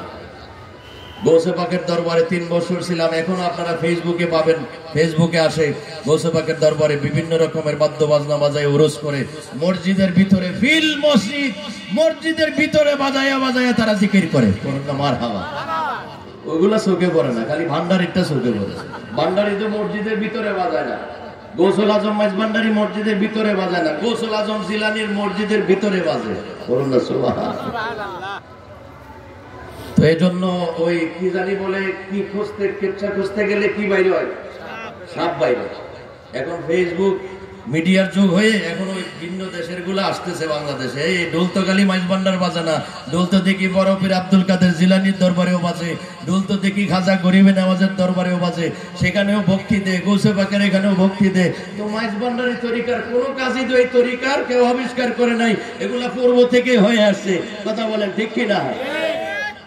এই জিনিসগুলো আমাদের জানা থাকতে হবে, না হয় আমাদের জবাব দিতে কষ্ট হয়। আমরা কোনো কাজ কোরআন হাদিস ইজমা কিয়াসের বাহিরে কোনো কাজ এই দরবারে শিক্ষা দিতে পারে না। আমাদের ঈমান মজবুত রাখতে হবে। হ্যাঁ, সব জায়গায় নামাজ পড়লে কি নামাজের কিছু শর্ত আছে না? নামাজ পড়তে হলে প্রথমে আপনার শরীর পাক হইতে হবে, দ্বিতীয়ত আপনি যে কাপড় পরে নামাজ পড়বেন এই কাপড়টা পাক হইতে হবে, তৃতীয়ত যেই জায়গায় দাঁড়ায় নামাজ পড়বেন ওই জায়গাটা পাক হইতে হবে। আপনি নিয়ত করতে হবে, আপনি পূর্ব দিকে না ফিরে নামাজ পড়লে নামাজ হবে হবে না। কেন? নামাজের শর্ত হলো কিবলামুখী হইতে হবে। খালি গান বাজনার শর্ত আছে, শর্ত ছাড়া হবে না, শর্ত ছাড়া হবে না। সব ইবাদতের মধ্যে শর্ত আছে, কোন ইবাদত শর্ত ছাড়া হবে না। আপনি দেখেন নামাজের শর্তগুলা টোকাইয়া কয়টা শর্ত নামাজের মধ্যে আছে। যে শর্তগুলা কে দেয় নাই? আল্লাহ দেয় নাই, আল্লাহর রাসূলও দেয় নাই। এগুলা দিয়েছেন ফুকাহায়ে কেরাম, বড় বড় মুহাদ্দিস ফকিহগণ এই সমস্ত শর্তগুলা লাগাইছেন। এই শর্তগুলা কোরআনেও দেয় নাই, হাদিসেও দেয় নাই, দিয়েছে বড় বড় আলেম ওলামা ফুকাহায়ে কেরাম। তারা দেখেছে, তারা যদি একটা নিয়ম তান্ত্রিক ভাবে নিয়ম বানায় না দেয় তাহলে সমাজে জিনিসটা কি হবে? এলোমেলো হয়ে যাবে। দেখুন আমাদের দেশে কিছু সামা নামে, গান বাদ্য নামে কিছু অনুষ্ঠান হয়, এরকম মঞ্চ সাজায়, পিছনে মুখ বাবার উরুস লেখা থাকে, এইদিকে মহিলা এইদিকে পুরুষ, মঞ্চের মধ্যে আছে না নাই? এটা তরিকায় মাইজভান্ডারিয়ার সামানা, এটা ইসলামের গান বাদ্য নয়। ইসলাম নারী পুরুষ মঞ্চে তোলে সামা করা, গান বাজনা করাকে জায়েজ বলে না। মাইজভান্ডারির তরিকাও নারী পুরুষ একসাথে একই মঞ্চে গান বাজনাকে জায়েজ বলে না। মাইজভান্ডার তরিকার গান বাজনার একটা কি আছে? নিয়ম নীতি আছে। নিয়মে পড়লে সামা হবে, সোয়াব হবে, নিয়মে না পড়লে সামাও হবে না, সোয়াবও হবে না, কি হবে? গুনাহ হবে, গুনাহ হবে। তাই আমাদের মেজবান্ডার তরিকার যে আধ্যাত্মিক গান বাজনো সামা খানেকায় হয়, দরবারে হয়, এটার মজলিস একরকম। গান গাইবেন, ডোল বাজাবেন, সিগারেট খাইবেন, এটা মেজবান্ডারের তরিকার সামা না। একসাথে মেয়ে পুরুষ বৈশা ঢোল বাজাবেন, গান গাইবেন, নাচানাচি করবেন, এটা তরিকায় মেজবান্ডারিয়ার সামা না, গান বাজনা না। এগুলো আমাদেরকে লক্ষ্য করতে হবে। আমাদের যারা খলিফা বৃন্দ আছে, ওনাদের দায়িত্ব, ওনাদের কর্তব্য, সেই এলাকায় খলিফা মহোদয় আছেন, ওনার আন্ডারে যতটুকু এরিয়া আছে, ওই খলিফার দায়িত্ব হলো তরিকায় মেজবান্ডারিয়া নিয়ম মতো হইতেছে কিনা দেখার দায়িত্ব খলিফা সাহেবের। যদি নিয়ম মতো না হয়, দিয়ে এগুলা বাধা দিবে, বন্ধ করবে। যদি ওনার কথা না শুনে, উনি সরাসরি যোগাযোগ করবে মুর্শিদের সাথে, মুর্শিদের মাধ্যমে হুকুম দেওয়াবে। কথা বলেন ঠিক কিনা? আমরা এখন সময় এসেছে, যেমন তেমন করলে হবে না। এখন দেখেন দেশে কি নাই, সরকার নাই, দেশের মানুষ, বিপক্ষের মানুষগুলা যা খুশি তাই করতেছে। কথা বলেন ঠিক কিনা? এই সময় আমাদেরকে সতর্ক হতে হবে। তরিকায়ে মেজবান্ডারি একটা শ্রেষ্ঠ তরিকা। এই তরিকাটাকে আমরা যেমন তেমন ব্যবহার করতে পারি না। আমাদেরকে এই সময় স্ট্রিক্ট থাকতে হবে, কঠোর থাকতে হবে। কোন শরীয়ত বিরোধী, তরিকত বিরোধী কোন কাজ যাতে আমাদের দ্বারা না হয়, মানুষ যাতে সমালোচনা করতে না পারে। যদি আপনি সঠিকভাবে তরিকা পালন করে থাকেন, তখন যদি কোনো বিপক্ষীয় আলেম আপনাকে বাধা দেয়, তখন আমরা আপনার পক্ষে যাইতে বাধ্য। যেখানে বলবেন কোরআন হাদিস কিতাবপত্র নিয়ে, আমাদের দলিল নিয়ে আমরা হাজির হব। আর আপনি যদি আপনার এলাকায় তরিকায়ে মেজবান্ডারিয়ার আদর্শ বিরোধী কাজ করেন, তখন তো আমরা কোরআন হাদিস নিয়ে যাওয়ার কোনো সুযোগ থাকবে না। আপনি নারী পুরুষ উঠে গান গাইবেন, বলবেন এটা তরিকায় মঈন বাবার উরুস, ওখানে আমি কিতাব নিয়ে যাইতে পারবো না, আপনার পক্ষে কাজ করতে পারবো না। কারণ আপনি যে কাজটা করছেন, এটা তরিকায়ে মেজবান্ডারি আদর্শের বিরুদ্ধে করেছেন, মঈন বাবার নীতির বিরুদ্ধে করেছেন। মঈন বাবা আমাদের মাথায় মাথায় টুপি তুলে দিছে। কথা বলেন ঠিক কিনা? তিনি সংস্কারমুখী কাজ করছেন, মসজিদ মাদ্রাসা প্রতিষ্ঠা করেছেন। কেন করেছেন? অদূর ভবিষ্যৎ দৃষ্টি দিয়ে উনি করেছেন। ভবিষ্যতে যে জামানাটা আসতেছে, প্রেমের মানুষ খুব কম পাওয়া যাবে, ইমানদার খুব কম পাওয়া যাবে। এজন্য উনি আগে থেকে তরিকাটাকে সংস্কার করার চেষ্টা করতেছে, সমাজমুখী, মানবমুখী, সর্বজন গ্রহণ করে এরকম মুখী করার চেষ্টা করেছেন বাবা মঈনুদ্দিন। কথা বলেন ঠিক কিনা? হুজুর গৌসুল আজম আহমদুল্লাহ মেজবান্ডারি, হুজুর গৌসুল আজম বাবা ভান্ডারীর তরিকায়ে মেজবান্ডারিয়ার মিশন বাংলাদেশের আনাচে কানাচে, শুধু বাংলাদেশে নয়, বাংলাদেশ পার হয়ে সারা পৃথিবীর আনাচে কানাচে আন্তর্জাতিক ভাবে যিনি প্রতিষ্ঠা করেছেন, উনি হইল বাবা মঈনুদ্দিন কেবলায়ে কাবা। কথা বলেন ঠিক কিনা? তিনি দুই ভাবে হেদায়েতের কাজ করেছেন। একটা হইল ওনার কর্মের দ্বারা, আরেকটা হইল ওনার রূপের দ্বারা। ওনার নুরানি রূপ দেখে অনেক বিধর্মী মুসলমান হয়ে গেছে। আগে আমাদের শায়েররা লিখে গেছে, নূরের পুতুলা বাবা মাওলানা, আরে নূরের পুতুলা বাবা মাওলানা, নূরের পুতুলা বাবা মাওলানা, বাবা মাওলানা, মাওলানা মাওলানা রে, নূরের পুতুলা বাবা মাওলানা। এই ভুবনে দিতে নাই রে তুলনা, তোমার এই ভুবনে দিতে নাই রে তুলনা, নূরের পুতুলা বাবা, বাবা মাওলানা, মাওলানা মাওলানা রে, নূরের পুতুলা বাবা মাওলানা। উচ্চস্বরে বলুন মারহাবা। এখনো যারা বাবা মঈনুদ্দিনকে দেখেছেন, বাবা মঈনুদ্দিনকে চোখের সামনে থেকে তারা সরাইতে পারবে না। কি এক দেহ ছিল, কি এক বডি ছিল, কি এক চেহারা ছিল, ব্যবহার কেমন ছিল, মুখের হাসিটা কেমন ছিল, কথাটা কত মধুর ছিল। এগুলা কি কোনো সময় ভোলা যাবে? ভোলা যাবে না। এগুলাই জিন্দা থাকবে চিরকাল আমাদের হৃদয়ে। বাবা মঈনুদ্দিন রওজায় গিয়েও আমাদের হৃদয়ে আছে না নাই? এজন্য বাংলায় একটা প্রবাদ আছে, বাংলার প্রবাদটা হলো, এমন জীবন করো হে গঠন, মরিলে হাসিবে তুমি কাঁদিবে ভুবন। বাবা মঈনুদ্দিন কেবলায়ে কাবার কয়টা জানাজা হয়েছে হুজুর? 4টা না 5টা জানাজা হয়েছে? 5টা জানাজা হয়েছে। একটার থেকে একটা লোক বেশি হয়েছে। সুবহানাল্লাহ। জগতের মানুষ কেঁদেছে, বাবা মঈনুদ্দিনের জন্য কাঁদে, আর বাবা মঈনুদ্দিন কফিনে শুয়ে শুয়ে হাসে। কারণ উনি তো কাদার জীবন আমাদের জন্য রেখে যায় নাই। উনি এমন জীবন গঠন করেছেন, উনার ওঠা বসা, কথাবার্তা, চাল চরণ, হাসি, ব্যবহার, উনার ওয়াজ নসিহত, সেটা ছিল কি একটা আদর্শ, একটা ফুটন্ত গোলাপ ফুলের মতো। সুবহানাল্লাহ। যেদিকে যাবেন বাবা মঈনুদ্দিনের জীবনের, সেখানে শুধু গ্রান আর গ্রান, মধু আর মধু।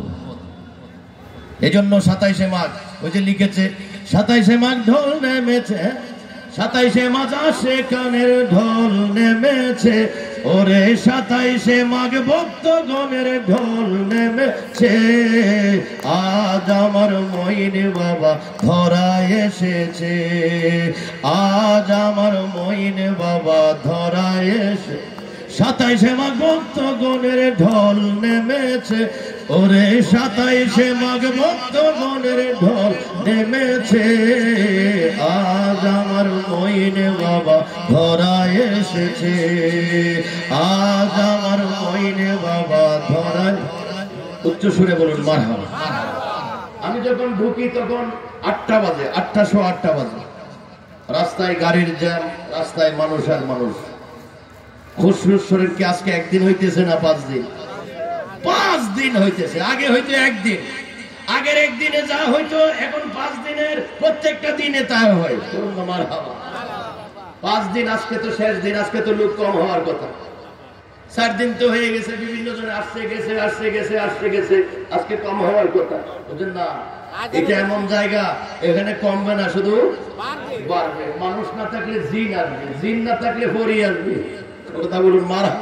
পরী না থাকলে ফেরেশতা আসবে, আইসা পূরণ করবে যে এই জায়গা খালি থাকার জায়গা না, এটা শুধু বাড়ার জায়গা, কমানোর জায়গা। এজন্য দেখুন সবগুলা কিন্তু মানুষ না। যারা জানে চিনে দেখবে কিছু কিছু জিনও আছে, কিছু ফেরেশতাও হাঁটে। করুন না মারহাবা। এটা এমন একটা জায়গা, এমন একটা দরবার। এই জন্য এই জায়গাটাকে বলা হয়, এই দরবারটাকে বলা হয় অলি বানানোর কারখানা। অলি বানানোর কারখানা। এক একটা অলি, এক একটা খলিফা, গৌসুল আজম মেজবান্ডারির এক একটা বেলায়েতের স্কুল, বিশ্ববিদ্যালয়। করুন না মারহাবা। ইট পাথর দিয়ে মাদ্রাসা তো যে কোনো কেউ বানাইতে পারে। আপনার পয়সা আছে, টাকা আছে, ইট কিনবেন, সিমেন্ট কিনবেন, রড কিনবেন, কিনে একটা বিল্ডিং করবেন 5 তলা, এরপরে নাম দিবেন অমুক মাদ্রাসা। টাকা আছে, আপনি টিচার নিয়োগ দিবেন, ছাত্র দিবেন, বস মাদ্রাসা হয়ে গেছে। কিন্তু গৌসুল আজম মেজবান্ডারি যে বেলায়েতের মাদ্রাসা দিছে, এটা কারো সবার পক্ষে করা সম্ভব না। এক একটা খলিফার দরবার, এক একটা বেলায়েতের স্কুল। কথা বলেন ঠিক কিনা? সেজন্য তো বলে গেছে, সেই স্কুলের এমনি ধারা, বিচার নাই রে জুয়ান বুড়া, সিনাই সিনাই লেখা পড়া শিক্ষা দিতেছে।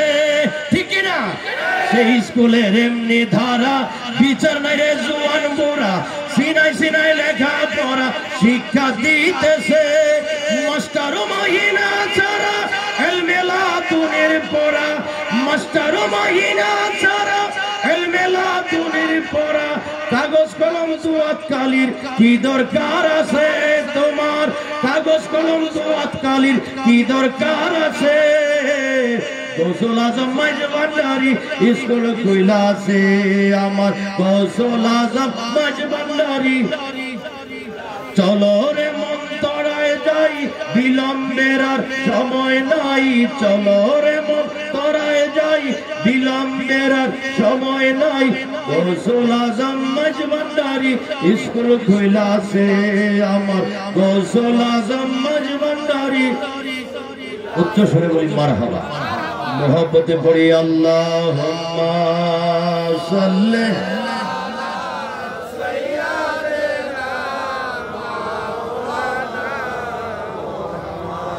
ওয়ালা আলি সাইয়্যিদিনা। উচ্চ সুরে বলি মারহাবা। আমরা আমাদের তরিকার কিছু আকাবের আছে। আকাবের কাকে বলেন? আকাবের কাকে বলেন বুঝেন? আকাবের মানে আমাদের পূর্ববর্তী যারা বড় বড় শেখ ছিল, বড় বড় ওলি আব্দাল ছিল, তাদেরকে আকাবের বলা হয়। আমাদের কিছু আকাবের আছে, তাদের আদর্শ আমরা অনুসরণ করি, তাদের ফতোয়া আমরা অনুসরণ করি, তাদের লিখিত দলিল আদিল্লার আলোকে লিখিত কিতাবের আমরা অনুসরণ করি।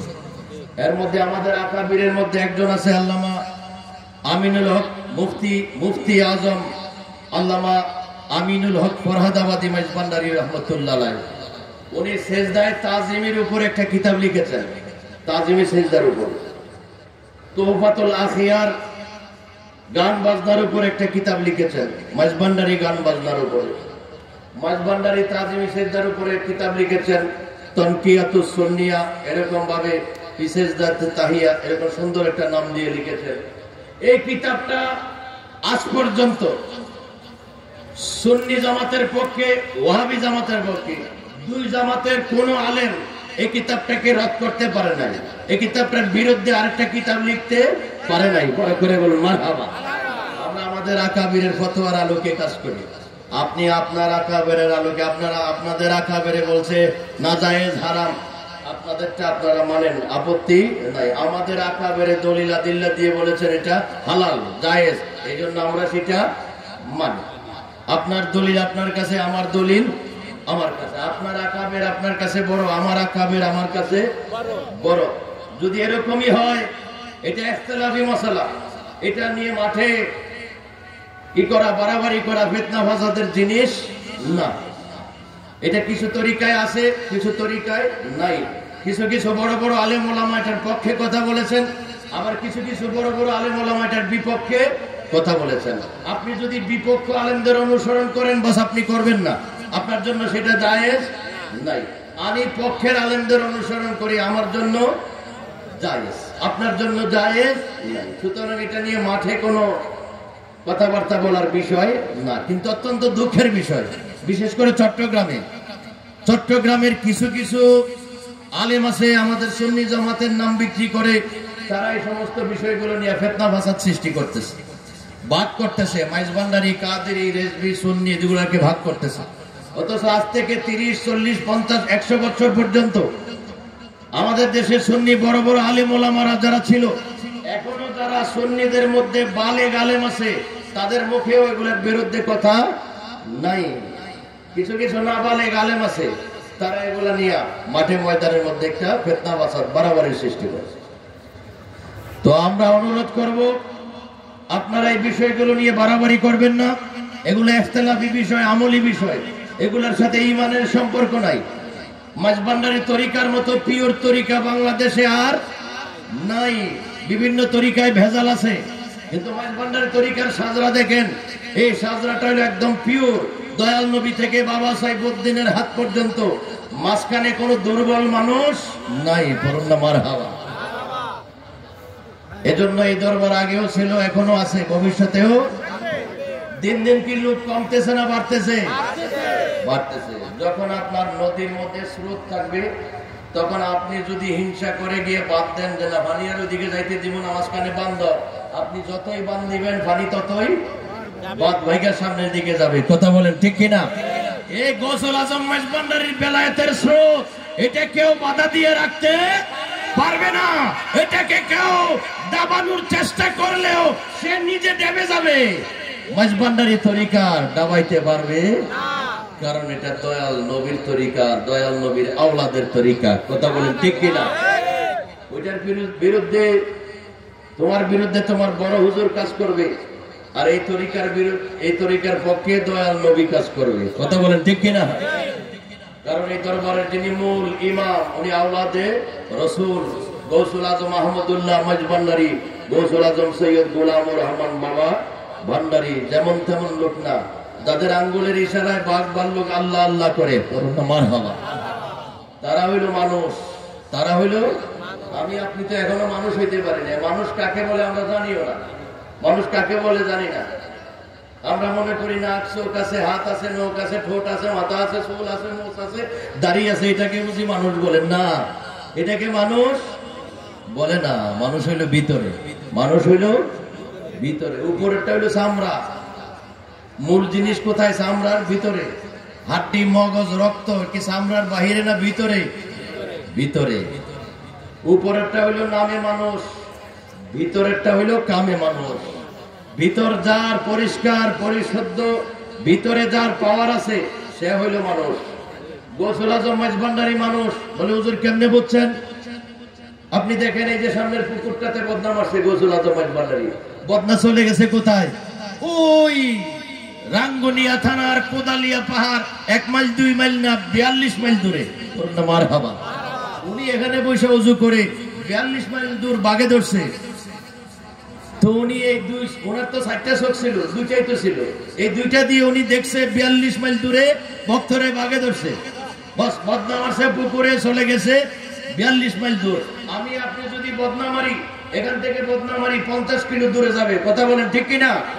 ওই যে উনি মাথা লড়ে যাবে বলে 1 কিলো নিতে পারবে না, কয় 50 কিলো নিবে। তো গৌসুল আজম মাঝভান্ডারী হলো মানুষ, যিনি এখানে বদনা মারছে 42 মাইল দূরে চলে গেছে। বাবা ভান্ডারী পাহাড়ে গেছে, পাহাড়ে ছিল 12 বছর। পাহাড়িদের কাছে গেছে, গিয়ে দেখে পাহাড়ি মানুষ বসে বসে বলছে পাতিল দাও। মাটির পাতিল দিছে, পাতিলে পানি দাও, পানি দিছে। নিচে আগুন দাও, আগুন দিছে। বাস এই হাত দিয়ে গাছের পাতা পারছে, পাতা পয়রা পাতিলের ভিতরে দিছে। আগুন দিয়ে জাল দাও। কিছুক্ষণ জাল দেওয়ার পরে পাতাগুলো এত বড় স্বর্ণ হয়ে গেছে। মারহাবা। বাস বাবা ভান্ডারী এই কাজ করে চলে গেছে আবার আরেক পাহাড়ে। তখন পাহাড়িরা বলছে পাইছি আজকে ভান্ডারী কি দিয়া কি করে, ভান্ডারী কি দিয়া কি খেলে আজকে পেয়ে গেছে। ওই যে গানে লেখছে, ভান্ডারে ভান্ডারীর খেলা দেখবি যদি আয় তোরা, ভান্ডারে ভান্ডারীর খেলা দেখবি যদি। আজব শানে খেলে আমার বাবা মাওলা নাই, হায়রে আজব শানে খেলে আমার, আজব শানে খেলে আমার বাবা মাওলা নাই। বলো আজব শানে খেলে আমার বাবা মাওলা নাই। ভান্ডারে ভান্ডার দেখবি যদি আয় তোরা, ভান্ডারে ভান্ডারীর খেলা। উচ্চস্বরে বলি মারহাবা। ভান্ডারী খেলা খেলে পাতা জাল দিছে, বস স্বর্ণ হয়ে গেছে। এই কাজ করে তো বাবা ভান্ডারী চলে গেছে। বস তারাও তো বুঝে গেছে, তারাও পাতিল আনছে, আগুন দিছে, পানি দিছে, গাছের থেকে পাতা পারছে, পাতা ভিতরে দিছে, জাল দিতেছে। 1 ঘন্টা 2 ঘন্টা 4 ঘন্টা হয়ে গেছে। পাতা স্বর্ণ হবে দূরের কথা, জালের পর জালে পাতা ছাতা হয়ে গেছে, স্বর্ণ হয় নাই। আরে স্বর্ণ তো পাতায় হয়েছে না, স্বর্ণ হয়েছে হাতে। এই হাতটা কার হাত? এটা তোমার হাত না। তোমার হাতে ঘুষলো, মদের বোতল ধরো, তোমার হাতে ভাবের কাজ করো, তোমার হাতে অন্যায় কাজ করো, কিন্তু যেই হাতটায় পাতা ধরছে এটা কোনোদিন পাপ কি জিনিস চিনে না, এটা অন্যায় কি জিনিস চিনে না। এই হাত কোনোদিন হারাম কাজে ব্যবহার হয় নাই। এই হাতকে আল্লাহ বলছেন তার হাত হলো আমি আল্লাহর হাত। সুবহানাল্লাহ। এটা হাতের গুণে স্বর্ণ হয়েছে পাতা, জালের গুণে না, আগুনের গুণে না। তারা হইলো মানুষ, তারা পাতা দিয়ে জাল দিলে স্বর্ণ হয়ে যায়। আঙ্গুল ঘুরাইলে বাঘ ভাল্লুক কি করে? আল্লাহ আল্লাহ জিকির করে। সাপে আইসা গৌসুল আজম বাবা ভান্ডারীর মাথার উপরে ছাতির মতো বসে থাকে। সুবহানাল্লাহ। তারা হইলো মানুষ। আর সাপ যদি একটা আমাদের দিকে আসে, আমরা কি সবাই বসা থাকবো এখানে? সবাই উঠে দৌড় দিব। তাহলে বুঝতে হবে আমরা এখনো মানুষ হইতে পারি নাই। বাবা শাহজালাল মানুষ ছিল, জায়নামাজ বিছাইছে, বিছাইয়া নিজে উঠছে, নিজের ভক্তরারে সাথে সঙ্গীরারে তুলছে, তুইলা বস এই পার থেকে ওই পারে চলে আসছে। মারহাবা। এটা তো একটা সাধারণ কাজ। কাপড় বিছাইয়া আমি আর আপনিও তো দাঁড়াইতে পারবো, পারবেন না? ওই যে উনি এখনো মাথা লাড়ে পারবে, ওই বলে কাপড় বিছাইয়া দাঁড়াইতে পারবে। কাঠ বিছাইয়া দিলেও তো পারতো না, লোহা বিছাইয়া দিলে তো পারতো না। সাহস আছে, মাথা লাড়তেছে। বলুন না মারহাবা। ধন্যবাদ দেয়, সাহস আছে, মাথা নাড়া দিচ্ছে না, আমিও পারবো। কারণ উনি মধ্যে করতেছে আমিও তো শাহজালালের উত্তরসূরি। কথা বলেন ঠিক কিনা? দয়া হইতেও পারে, সাহস এটা রাখতে হবে ভিতরে। তো মাথা লাগছে যেটা খারাপ কিছু না, ভালো কিছু লক্ষ্য। তো তারা হইলো মানুষ, যারা জায়নামাজ বিছাইয়া পানির উপরে দাঁড়াইতে পারে, তারা হইলো মানুষ। মানুষের গুণ আলাদা। যে মানুষ তার মুখ দিয়ে কোনোদিন গালাগালি আসবে না, মিথ্যা কথা আসবে না, সমালোচনা আসবে না, গীবত আসবে না। এই মুখটা জিকিরে পবিত্র থাকবে, আল্লাহর জিকিরে পবিত্র থাকবে। যে মানুষ তার চোখটা কোনোদিন খারাপ জিনিসের প্রতি যাবে না, চোখটা খারাপ থেকে পবিত্র থাকবে। যে মানুষ তার হাতটা খারাপ থেকে পবিত্র থাকবে, মুক্ত থাকবে। এই হাতে সে ঘুষ নিবে না, সুদ নিবে না, চুরি করবে না, অন্যায় করবে না, জুলুম করবে না, পাপের কাজ করবে না। যে মানুষ, সে মানুষ হত্যা করতে পারে না, তার মধ্যে প্রেম থাকবে, ভালোবাসা থাকবে, আদব থাকবে, মহব্বত থাকবে, মায়া থাকবে, মারহাবা। তার মধ্যে হিংসা থাকবে না, তার মধ্যে গুসা থাকবে না, তার মধ্যে রাগ থাকবে না, তার মধ্যে হিংসা বিদ্বেষ থাকবে না। তো মানুষের অনেকগুলো গুণ, 12টা জিনিস ভিতরে ঢুকাইতে হয় আর 12টা জিনিস ভিতর থেকে বের করতে হয়। 12টা খারাপ জিনিস আমাদের সবার ভিতরে আছে। এই খারাপগুলোর জন্য আমি মানুষ হইতে পারি না। এই 12টা জিনিস চিনতে হয়। চিন্নাই 12টা জিনিস শরীরের কোথায় আছে, এখান থেকে একটা একটা করে বের করতে হয়। আর বাহিরে 12টা জিনিস কি কি কোথায় আছে সেগুলো সংগ্রহ করে ভিতরে ঢুকাইতে হয়। ঢুকায়ে ভিতরটাকে কি করতে হয়, বেলায়েত লাভের উপযুক্ত করতে হয়। করুন মারহাবা। বেলায়েত লাভ করতে হলে, আল্লাহর ওলি হইতে হলে 12টা জিনিস ভিতরে ঢুকাইতে হবে বাহির থেকে, আর ভিতর থেকে 12টা বের করতে হবে। কিছু কিছু বিষয় লেখা হয়েছে, আপনি যদি ওই কিতাবটা নেন, ওই যে তাসাউফের আত্মকথা একটা কিতাব বাবা সাইফুদ্দিন কেবলাই কাবা লিখেছেন, ওটার মধ্যে কিছু কিছু আংশিক আলোচনা হয়েছে, পরিপূর্ণ আলোচনা হয় নাই। হয়তো বা দ্বিতীয় খণ্ড বের করতে পারে, ওটার মধ্যে বিস্তারিত থাকবে। এই কিতাবটা যতই পড়বেন দেখবেন ততই আপনার ভালো লাগবে, অনেক কিছু জানতে পারবেন ভিতর জগৎ সম্পর্কে, তাসাউফ সম্পর্কে, তরিকত সম্পর্কে।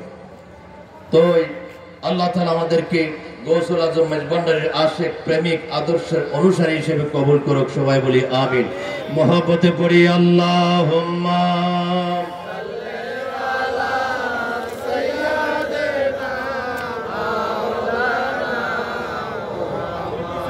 ওয়া আলা আলি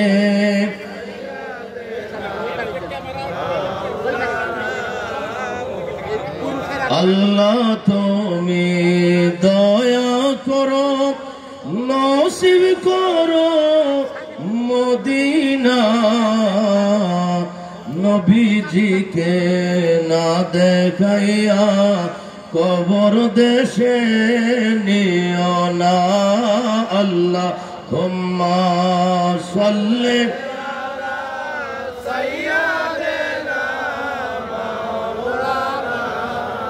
মুহাম্মদ ওয়া আলা আলি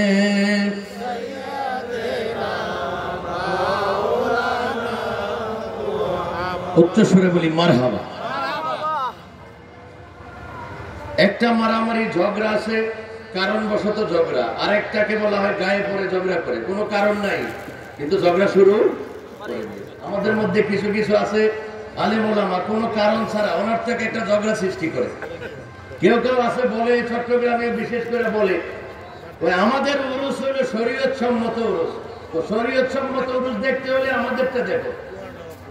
দেখছেন, বুঝাইতেছে বাকি সবগুলো হইলো শরীয়ত সম্মত না, একটা দ্বন্দ্ব শুরু করে দিচ্ছে।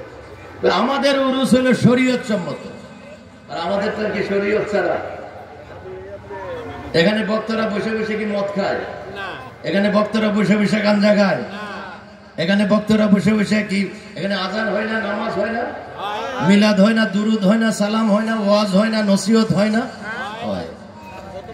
বুঝতে পারছি, বুঝে গেছি আপনারা কেন শরীয়ত সম্মত বলতেছেন আর আমাদেরকে কেন ঘুরে বলতেছেন যে শরীয়ত সম্মত না। উরুস একটা শব্দ, এটার সাথে অনেক কিছুর সম্পর্ক আছে। এগুলা না থাকলে উরুস মনে হয় না। যেমন উরুস করলে আপনার মাঝখানে মাজার থাকতে হবে, না হলে উরুসের প্রেমটা প্রেম একটা জায়গা না, উরুস উরুস মনে হয় না। মাদ্রাসার সামনে নিয়ে উরুস মাহফিল করলে এটা ওয়াজের মাহফিল হয়। উরুস উরুস তাকে বলে যেখানে কিছুক্ষণ ওয়াজ হবে, কিছুক্ষণ তরিকার কাজ হবে, কিছুক্ষণ শরীয়তের কাজ হবে, কিছুক্ষণ হাকিকতের কাজ হবে, কিছুক্ষণ মারেফতের কাজ হবে, কিছুক্ষণ মাজার জিয়ারত চলবে, মাজারে ফুল দেওয়া হবে, গিলাপ দেওয়া হবে, আতর দেওয়া হবে, এই সব কিছু মিলে হলো উরুস। আর যদি আপনি বিশাল প্যান্ডেল করে মাগরিবের থেকে ফজর পর্যন্ত ওয়াজই করেন, এটারে ওয়াজ বলে, এটারে উরুস বলে না। এটা নাম দিতে পারেন উরুস, কিন্তু কামের উরুস, উরুসের সাথে অনেক কিছু জড়িত। এই জন্য নামই দুইটা, একটা হলো ওয়াজ মাহফিল আর একটা হলো উরুস। উরুসের সাথে মাজারের সম্পর্ক আছে, এখানে মাজার থাকতে হবে। উরুসের সাথে জিয়ারতের সম্পর্ক আছে, তো যেখানে মাজার নাই সেখানে কি জিয়ারত করবে? এজন্য তারা শুধু ওয়াজ করে, বলে যে শরীয়ত সম্মত ওয়াজ। এখানে ওয়াজও হয়, তরিকতের কাজও হয়, সামা মাহফিলও হয়, জিয়ারতও হয়। গিয়ে দেখবেন কেউ কোরআন শরীফ তেলাওয়াত করতেছে, গিয়ে দেখবেন কেউ বাতি জ্বালাইতেছে, গিয়ে দেখবেন কেউ মিলাদ পড়তেছে, কেউ মুর্শিদের সাথে দেখা করতেছে। তো যারা এরকম ফিতনা করার সৃষ্টি করে যে আমাদেরটা শরীয়ত সম্মত, গিয়ে দেখবেন ওখানে পীর মুর্শিদও নাই, মাজারও নাই, তারাই মিল্লা বাপে ভূতে ডাক্কা ভাই কোন রকম দিন কাটাই। কথা বলে ঠিক কিনা? আমাদের এখানে বাপও আছে, ভূতও আছে, আমরা ডাক্কা বাপ নিয়ে কাজ করি না। তো এই সমস্ত বিষয়গুলা আমাদের দূর করার দরকার। এই মন মানসিকতা যতক্ষণ পরিহার করতে পারবো না আমরা, ততক্ষণ সুন্নি জামাত একত্রিত হওয়া সম্ভব হবে না। আর এটা একবারে পরীক্ষিত, গৌসুল আজম মাইজভান্ডারী ছাড়া এই দেশের জমিনে যদি কেউ দেখে স্বপ্ন দেখে সুন্নিয়ত কায়েম করবে, কখনো হবে কিয়ামত পর্যন্ত হবে না যতক্ষণ গৌসুল আজম মাইজভান্ডারী সাথে না থাকবে। এই জমিনে সুন্নিয়ত কায়েম হবে না, কারণ সুন্নিয়তের শুরুই হয়েছে মাইজভান্ডার দরবার থেকে। আজ থেকে 200-250 বছর আগে আমরা ছিলাম না, আপনারা ছিলেন না, তখন 200 বছর আগে গৌসুল আজম মাইজভান্ডারী এখানে মিলাদ পড়াইয়া শিখাইছে, কিয়াম করাইয়া শিখাইছে, ফাতিহা পড়াইয়া শিখাইছে, হাজার নাজের শিখাইছে, নূর নবী নূর এগুলা শিক্ষা দিছে গৌসুল আজম মাইজভান্ডারী। তখন শেরে বাংলাও ছিল না, মুফতি উবাইদুল হক নয়মি সাহেবও ছিল না, তখন বড় বড় পীর সাহেবরা ওই দেশে ছিল না, ছিল একজন গৌসুল আজম মাইজভান্ডারী। সুতরাং মাইজভান্ডারীকে মাইনাস করে আপনারা প্লাস করে একেবারে কায়েম করে ফেলবেন, এটা কখনো এই স্বপ্ন দেখবেন না। যদি স্বপ্ন দেখে থাকেন তাহলে এই স্বপ্ন ফলবে না, এটা মিথ্যা স্বপ্ন। এটা কি স্বপ্ন? মিথ্যা স্বপ্ন। স্বপ্ন বাস্তবায়ন করতে হলে মাইজভান্ডারী লাগবে। এই দেশে কোটি কোটি মানুষ হলো মাইজভান্ডারী, কথা বলেন ঠিক কিনা? এমনও গ্রাম আছে এখনো সুন্নিয়তের কোন সংগঠন পৌঁছে নাই, কিন্তু তরিকায় মাইজভান্ডারীর মানুষ আছে, তরিকায় মাইজভান্ডারীর কাজ চলতেছে। সুন্নিয়তের কোন সংগঠনের দাওয়াত এখনো পৌঁছে নাই। ছাত্র সেনা, আমাদের ছাত্র সেনা আছে, আমাদের যুব সেনা আছে, আমাদের ইসলামী ফ্রন্ট আছে, আমাদের আহলে সুন্নাত ওয়াল জামাত আছে, সবগুলো আমাদের, কিন্তু এগুলার দাওয়াত এখনো এমনও গ্রাম আছে পৌঁছে নাই, কিন্তু তরিকায় মাইজভান্ডারীরা পৌঁছে গেছে। করোনা সুবহানাল্লাহ। যেখানে আমরা সুন্নি আলেমরা যাইতে পারি না, ওখানে মাইজভান্ডারী আওলাদরা যায়, গিয়ে তরিকার কাজ করে, কথা বলেন ঠিক কিনা? ওই কোথায় রংপুর, কোথায় শরীয়তপুর, মাদারীপুর, এই আপনার এই কি বলে খুলনা, রংপুর, বরিশাল, তারপরে রাজশাহী, দিনাজপুর, ব্যাকওয়ার্ড জায়গাগুলোতে এই আওলাদ রাসূল মাইজভান্ডারীরা গিয়ে গিয়ে সুন্নিয়ত তরিকত প্রচার করতেছে। বাবা সাইফুদ্দিন কেবলাই কাবা শুধু বাংলাদেশের এই সমস্ত এলাকায় নয়, সারা বিশ্বে ঘুরে ঘুরে সুন্নিয়ত তরিকতের কাজ করতেছে, কথা বলেন ঠিক কিনা? সুতরাং আমরা ঐক্যবদ্ধ চাই, একসাথে কাজ করতে চাই। আসন হিংসা হিংসি এগুলা ভুলে গিয়ে আমরা সবাই আগের পূর্বেকার আকাবেরিনদের আদর্শ অনুসরণ করে আমরা ঐক্যবদ্ধ হয়ে এখনো যদি আমরা মাঠে নামি, বাতিলরা পালাইতে বাধ্য হবে, কথা বলেন ঠিক কিনা? কারণ এই জমিন ওলি আল্লাহর জমিন, এই জমিন বাবা শাহজালালের জমিন, এই জমিন বাবা শাহপুরানের জমিন, এই জমিন বাবা শাহ আমানতের জমিন, এই জমিন বাবা বদর শাহলিয়ার জমিন, এই জমিন বাবা মিসকিন শাহলিয়ার জমিন, এই জমিন গরিবুল্লাহ শাহর জমিন, এই জমিন 12 আউলিয়ার জমিন, এই জমিন গৌসুল আজম মাইজভান্ডারীর জমিন, এই জমিন শেরে বাংলার জমিন, কথা বলেন ঠিক কিনা? আল্লাহু আকবার, ইয়া রাসূলুল্লাহ, মারহাবা মারহাবা মারহাবা। মোহাব্বতে পড়ি সালাতুন ইয়া রাসূলুল্লাহ,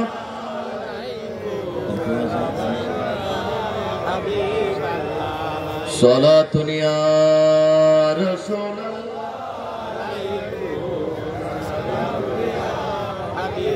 गौसुल आज़म आशाहे मज भंडारी आचरागे उम्मताने अहमदी सलातुन या रसूल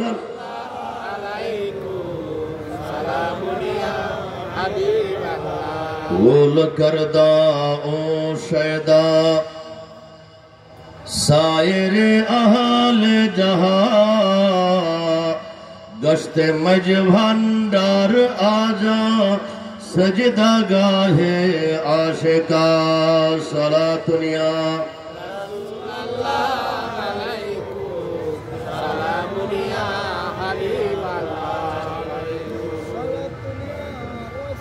उच्च स्वरे बोली मारहाबा। तो अल्लाह ताआला আমাদেরকে তরিকায় মেজভান্ডারিয়ায় গৌসুল আজম মেজভান্ডারির কদমের অনুসারী হওয়ার তৌফিক দিয়েছে। সবাই বলি আমিন। এই সৌভাগ্য সবার হয় না, কারণ আপনি ঢাকা থেকে আসছেন, ঢাকা চলে যাবেন সকালে। ঢাকা যাওয়ার জন্য অনেকগুলা যানবাহন আছে।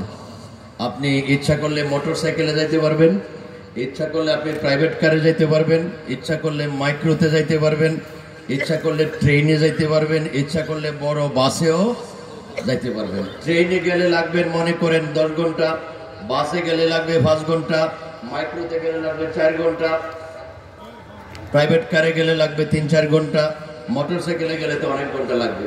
আপনি বলতেছেন যে হুজুর না এত সময় তো না, আমার তো জরুরি কাজ, আমার তো 1 ঘন্টার মধ্যে বসতে হবে। 1 ঘন্টার মধ্যে যদি আপনি ঢাকা বসতে চান, ট্রেনে উঠলেও যাইতে পারবেন না, বাসে উঠলেও যাইতে পারবেন না, মাইক্রোতে উঠলেও যাইতে পারবেন না, যে কোনো যানবাহন ওঠেন 1 ঘন্টায় আপনাকে পৌঁছাইতে পারবে না। তখন আমি বলবো যে হ্যাঁ ভাই, আপনি ঢাকা যাবেন 1 ঘন্টার মধ্যে পৌঁছতে পারবেন, একটা যানবাহন আছে, এটা যদি ধরতে পারেন 1 ঘন্টায় পৌঁছে যাবেন। বলেন তো ওই গাড়িটার নাম কি? এটা উপর দিয়েছে হেলিকপ্টার। বেল মাইকে কি বিমানে মাইক নিয়ে গেছে নাকি? বিমানে মাইক নিয়ে গেছে নাকি? ও আমরা তো মনে হচ্ছে বিমান বুঝি মাইক নিয়ে যাবে। বলে করি আল্লাহুম্মা সাল্লি আলা সাইয়্যিদিনা মাওলানা মুহাম্মদ